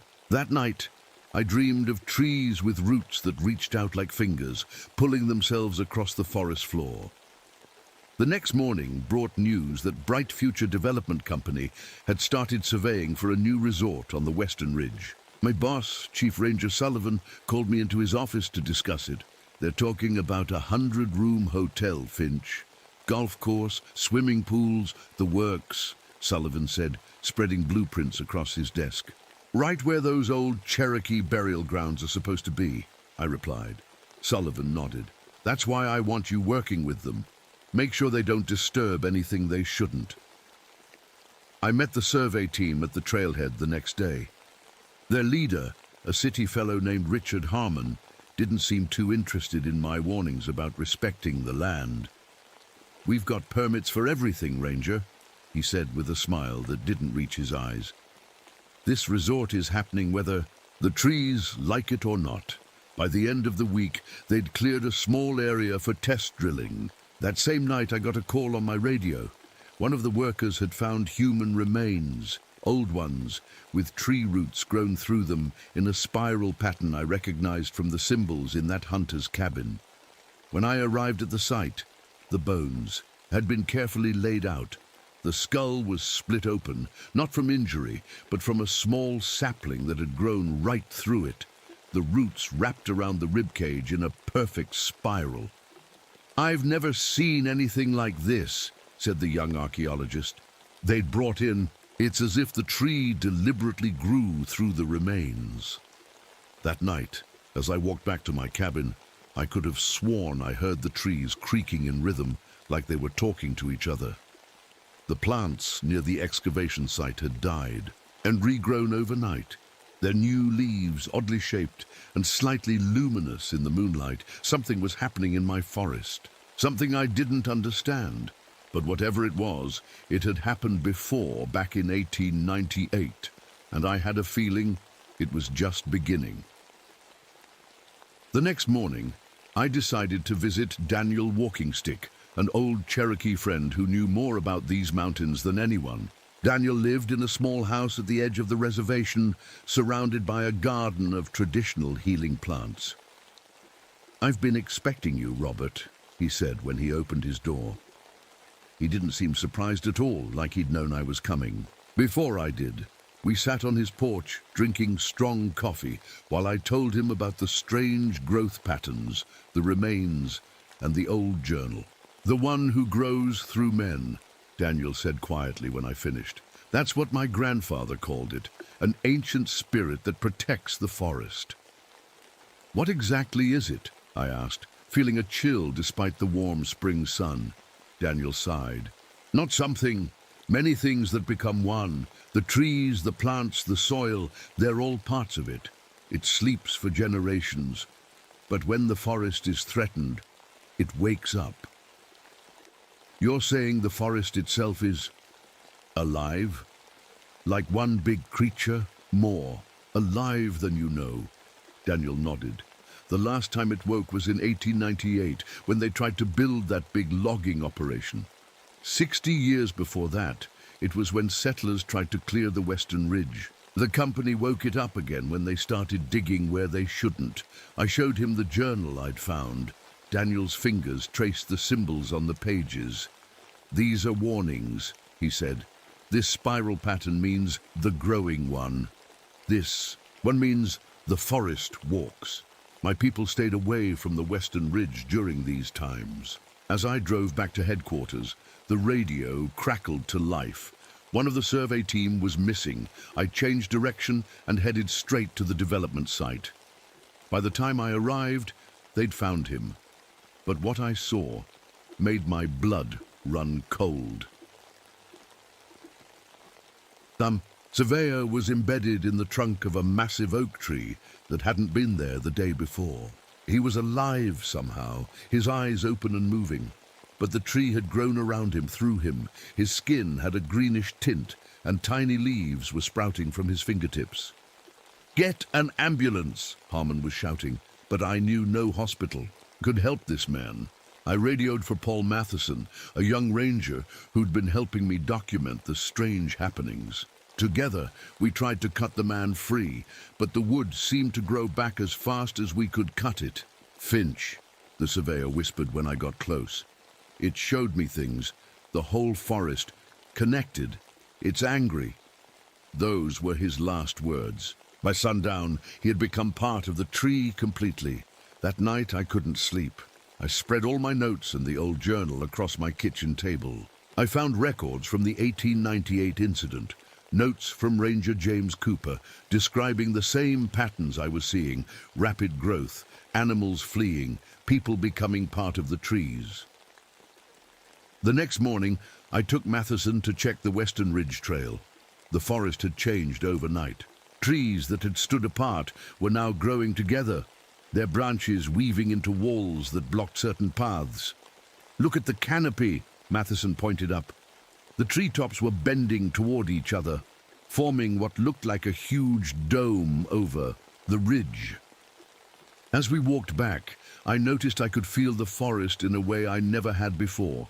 I knew where animals were hiding without seeing them. I could sense which paths were safe and which weren't. "I think it's trying to talk to us," I told Matheson, or at least to me. The development company brought in more equipment the next day, bulldozers and backhoes, to clear land for the resort's foundation. As the first bulldozer started pushing down trees, every bird in the forest took flight at once, darkening the sky for a moment. That evening, I found plants growing around my cabin that had never been seen in this part of the country.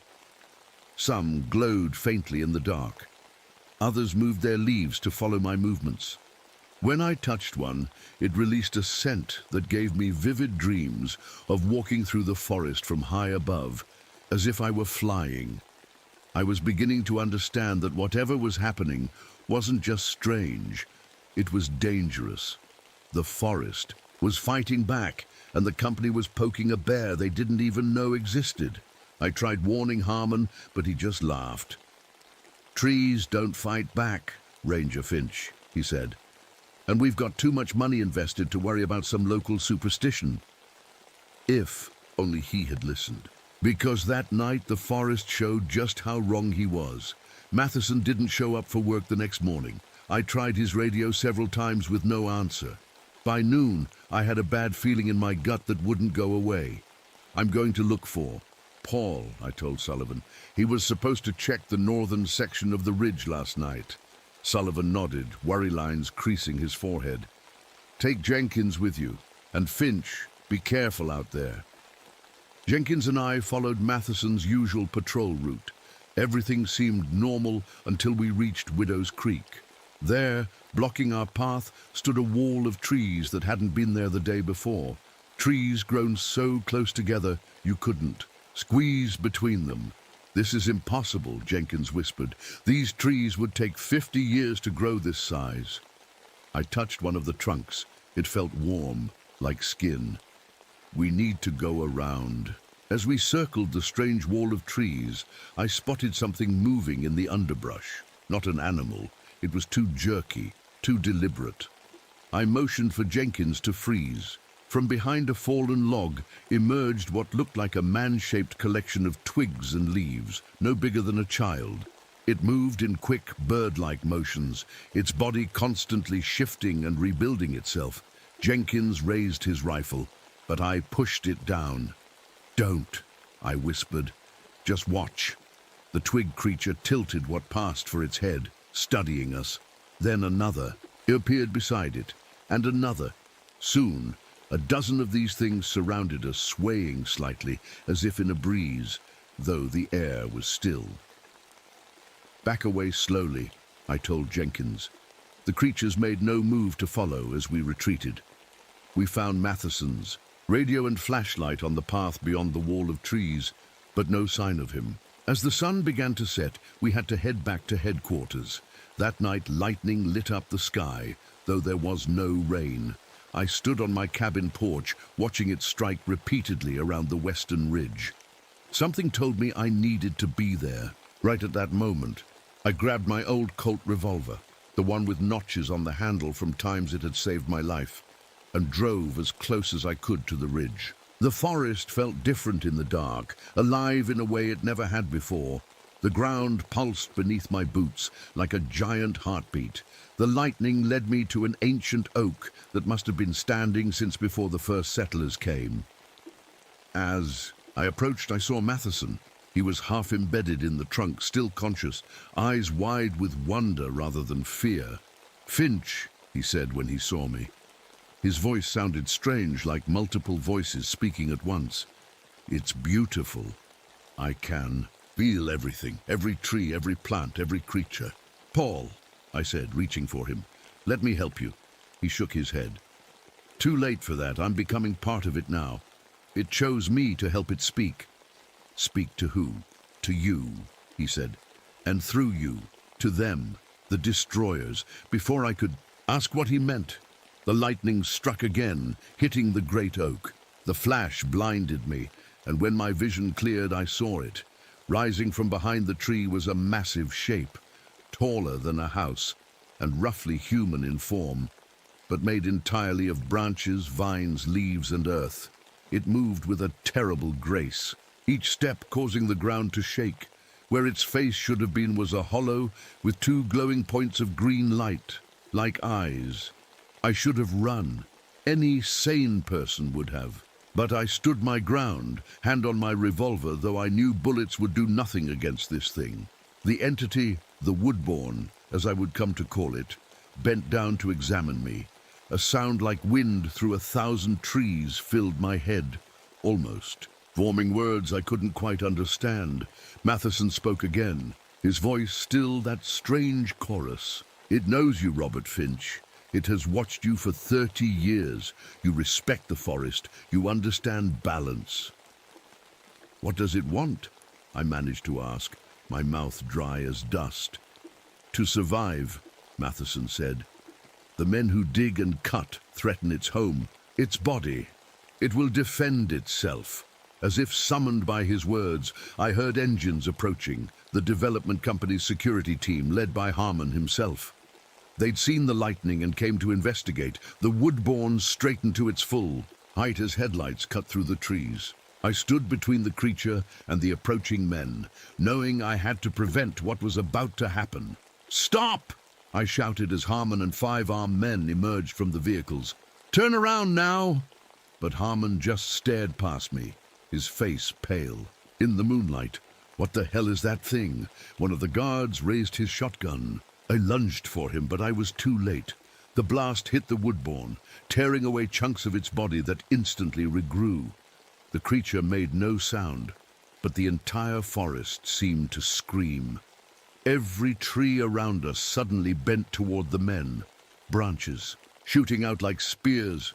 2 guards went down immediately, impaled by wooden spikes that erupted from the ground. Harmon and the others scrambled back to their vehicles, but vines erupted from the earth, wrapping around the tires.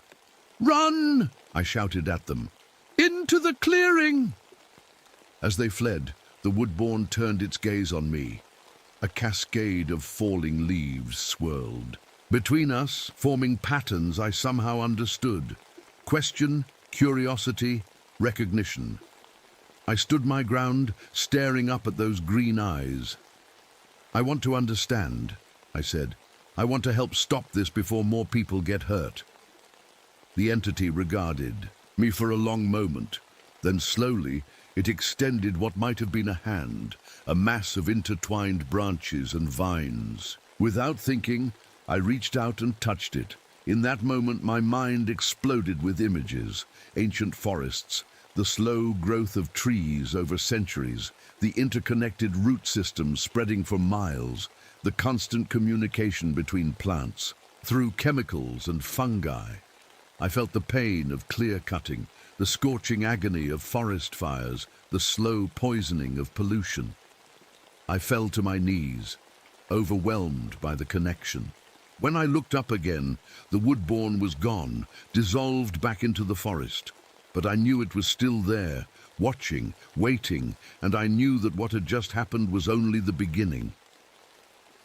The next morning, I woke to find my cabin had changed. The wooden walls seemed to breathe slightly, expanding and contracting with my own breath.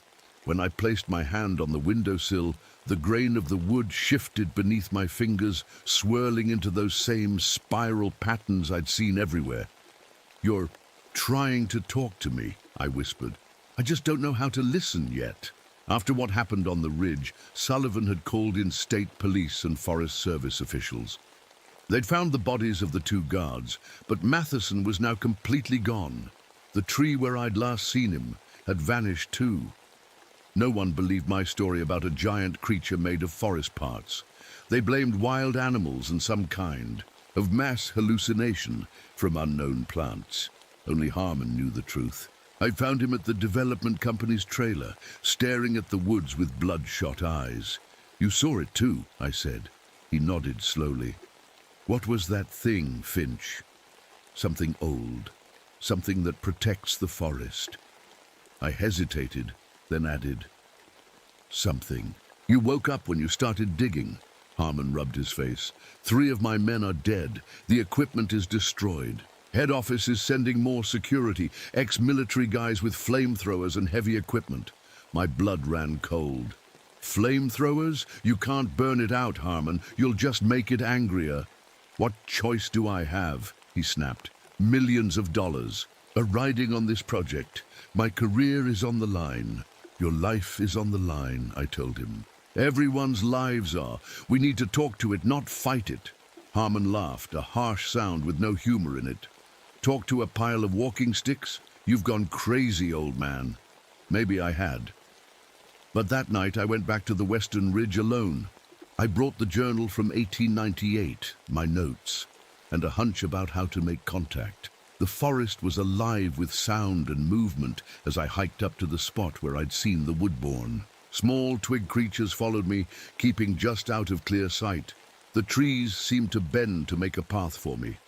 In a small clearing, I stopped and took out my knife. I cut my palm and let a few drops of blood fall onto the ground. "I'm here," I said. "I want to understand. I want to help." For a long time, nothing happened. Then the ground beneath my feet shifted. Plants grew up around my boots, not to trap me, but forming patterns. I recognized them as a simple map of the ridge, with different colored flowers marking specific locations. "You're showing me something," I said, studying the pattern. "Places that matter to you." The flowers shifted in response, some growing taller. I realized they were marking the boundaries of what the entity considered its domain. The development project sat right in the center of it. Over the next few hours, I sat in that clearing as the forest communicated through growing plants, falling leaves, and the movement of small creatures. I began to piece together understanding. The woodbourne wasn't a single creature, but a collective consciousness. The entire forest acting as one organism when threatened. It awoke in cycles tied to the moon, but only when something disturbed its core areas. The spiral patterns were its signature, its way of marking where its influence was strongest. Most importantly, I learned it didn't want to kill. It wanted balance. The men who died had attacked first. It was defending itself. When I returned to my cabin at dawn, I found Daniel Walking Stick waiting on my porch. "You've spoken with it," he said. It wasn't a question. I nodded, showing him my notes. "It's trying to protect specific areas, old growth forest, water sources, and this central zone, where they want to build the resort." Daniel examined my crude map. "Sacred ground, burial sites, places of power." He looked up at me. "You're changing, Robert. I can see it in your eyes." I knew he was right.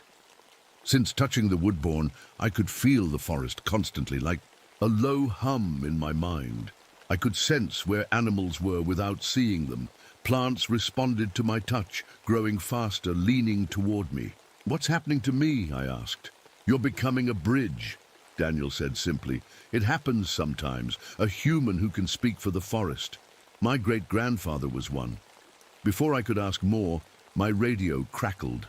Sullivan's voice came through, tense and urgent. "Finch, get to the development site now. Harmon's security team has arrived, and they're talking about burning out a section of the ridge." By the time I arrived, it was already too late. A line of men in protective gear was moving into the forest with flamethrowers, setting fire to the undergrowth. The smell of burning wood and leaves filled the air. "Stop!" I shouted, running toward Harmon, who was directing the operation. "You're making a terrible mistake." He ignored me, pointing to a dense section of trees. "Burn that area next." The forest's response was immediate and terrifying. The ground erupted as thick roots shot upward, wrapping around men's legs. Trees bent and swung their branches like arms, knocking down the security team. Leaves and twigs swirled into humanoid shapes that attacked the flamethrowers. In the chaos, I saw Harmon grabbed by what looked like a mass of vines. They dragged him toward the tree line as he screamed for help. Without thinking, I ran after him. "Stop!" I yelled, not to Harmon, but to the forest. "This isn't the way." The vines paused, Harmon suspended in their grip. Behind him, rising from the trees, the woodbourne formed again, towering over us both. I stood between them, hands raised. "There's another way. Let me show you both." The massive entity tilted its head, those green eyes studying me. Then, slowly, it lowered Harmon to the ground. The man collapsed, gasping, his skin already showing the first signs of small leaves growing from his pores. "What's happening to me?" he whispered, looking at his hands in horror. "It's changing you," I said. "Making you part of itself so you can understand." Around us, The fires were dying out as the forest smothered them with dirt and new growth. The security team had fled or been captured by the moving trees. It was just the three of us now, me, Harmon, and the ancient entity that controlled everything around us. It wants to show us something, I told Harmon, helping him to his feet. And I think we need to follow. The woodborn turned and moved deeper into the forest, its body shifting and reforming with each step. We followed, me supporting Harmon, who grew weaker as the transformation progressed. "Why didn't it take you too?" he asked between labored breaths. I touched the notched handle of my revolver, a habit from my war days. I think it recognizes something. In me, something that's already connected to life and death. As we walked, I realized the woodborn was leading us to what would become the heart of understanding and the beginning of the end of this strange, terrifying awakening. The woodborn led us deep into the forest, to a clearing I'd never seen before. In the center stood a massive oak tree that must have been hundreds of years old. Its trunk was wider than three men, standing with arms outstretched, and its branches created a ceiling of leaves overhead. Harmon collapsed at the base of the tree, his breathing shallow. The leaves growing from his skin were spreading and tiny. Branches had begun to emerge from his forearms. His eyes had turned a deep green. "What's happening?" he whispered. "You're becoming its voice," I said, kneeling beside him. Like Matheson was. The woodborn stood at the edge of the clearing, watching us. Around its feet, those small twig creatures gathered, their stick bodies swaying in perfect unison. "I can hear it," Harmon said suddenly. "In my head, so many voices, all at once." He grabbed my wrist with surprising strength. "It's showing me things, Finch. The forest, it's like one giant living thing, all connected, and we've been cutting into it like it's nothing." I nodded. "That's what it's been trying to tell us." Harmon's eyes grew wide. The resort would have destroyed everything, not just trees, but a whole system that's been alive for thousands of years. He took a shuddering breath. "It's willing to compromise. It needs certain areas left untouched. The old growth sections, the water sources, the burial grounds. Everything else, it can adapt." I looked up at the woodborn.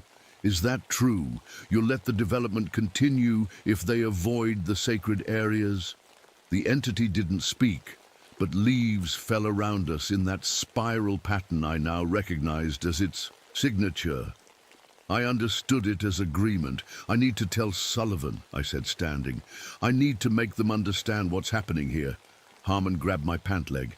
"There's more. It needs a guardian, someone who understands both worlds." His eyes locked with mine. "It wants you, Finch." Before I could answer, the sound of vehicles and shouting voices reached us. Sullivan had organized a search party, and they were getting close. "Go," Harmon said. "I'll stay here. I'm already part of it now." His voice was changing, becoming that same chorus I'd heard from Matheson. "But bring Daniel Walking Stick. He knows the ritual that will make you the guardian." I hesitated, then nodded. "I'll be back." As I left the clearing, I saw Harmon being drawn into the great oak, his body merging with the bark. The sight should have terrified me, but somehow it felt right, like watching someone go home.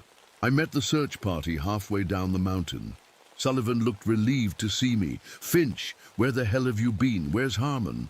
"It's complicated," I said, "but I know how to stop what's happening. I need to talk to the company executives, and I need Daniel Walking Stick." Over the next few days, I became a mediator between two worlds. With Daniel's help, I explained to the company what they were dealing with, not as a supernatural threat, but as an ancient ecological system defending itself. I showed them my maps of the sacred areas, explaining that development had to avoid those spots. At first, they didn't believe me. Then I took them to see Harmon, now half emerged from the great oak, still conscious, still able to speak in that strange chorus voice. Seeing their boss partly turned into a tree convinced them in a way nothing else could have.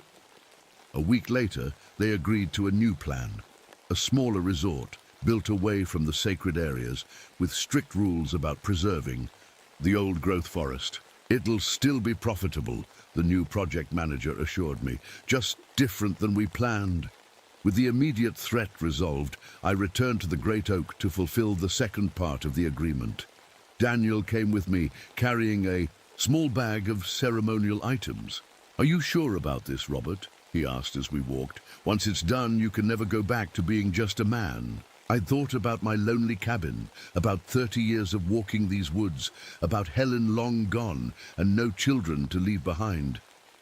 "I'm sure. This forest has been my real home all along." The ritual was simple, but profound. Daniel mixed my blood with sap from the great oak and water from the spring nearby. He painted symbols on my face and chest, the same spiral patterns the forest used. He spoke words in Cherokee that I somehow understood, though I'd never learned the language. As the sun set, the woodbourne appeared one last time, its massive form silhouetted against the twilight sky. It reached out one branch hand toward me. This time when I took it, the connection was permanent. I felt my consciousness expand, flowing outward through roots and branches, feeling every leaf and twig as if they were my own fingers. I could sense animals moving through underbrush miles away. I could feel water flowing underground, the slow growth of fungus networks connecting everything together. The transformation wasn't painful. It felt like finally becoming what I was always meant to be. My feet grew roots that dug into the soil. My skin hardened into bark. My hair became leaves that could sense the slightest change in air pressure. I was still myself, still Robert Finch, but I was more now, much more. 5 years have passed since that spring when the forest woke up. The resort opened last year, a modest collection of cabins that blend with the trees rather than replacing them. Visitors come to hike and learn about forest preservation. They're told to respect certain boundaries, marked by trees growing in perfect circles. My physical body doesn't move much anymore. It's rooted beside the great oak, slowly becoming more tree than man. Rangers who knew me leave small offerings sometimes, a tobacco pouch, a cup of coffee, a book of poetry. They think I can't enjoy these things anymore, but they're wrong. I experience them differently now, through scent and the memory of what it was to be fully human. My mind can travel anywhere the forest reaches. I follow deer as they migrate across the mountains. I experience the joy of saplings stretching towards sunlight. I watch over the campgrounds, keeping hikers safe, leading lost children back to trails with carefully arranged patterns of flowers or the strategic placement of friendly animals. I've trained the new rangers to recognize warning signs, spiral, patterns in tree rings, sudden growth, animals moving in unison. They know which areas must remain untouched, which ceremonies must be performed each spring. Sometimes at night, I allow my consciousness to form a body of branches and leaves, walking the ridge the way I used to in my human form. The locals have stories now about the spirit that protects these woods. A tall figure seen through trees at twilight, with glowing green eyes and a body made of the forest itself. They call it the Ridge Walker. They don't know it's me, or what's left of me, but that's all right. Some mysteries are better left unexplained. What matters is that the forest lives, and I live with it. The ancient balance is maintained. And when I feel the first stirrings of another resort being planned, another road being cut, well, the forest knows how to protect itself now, and I know how to guide it.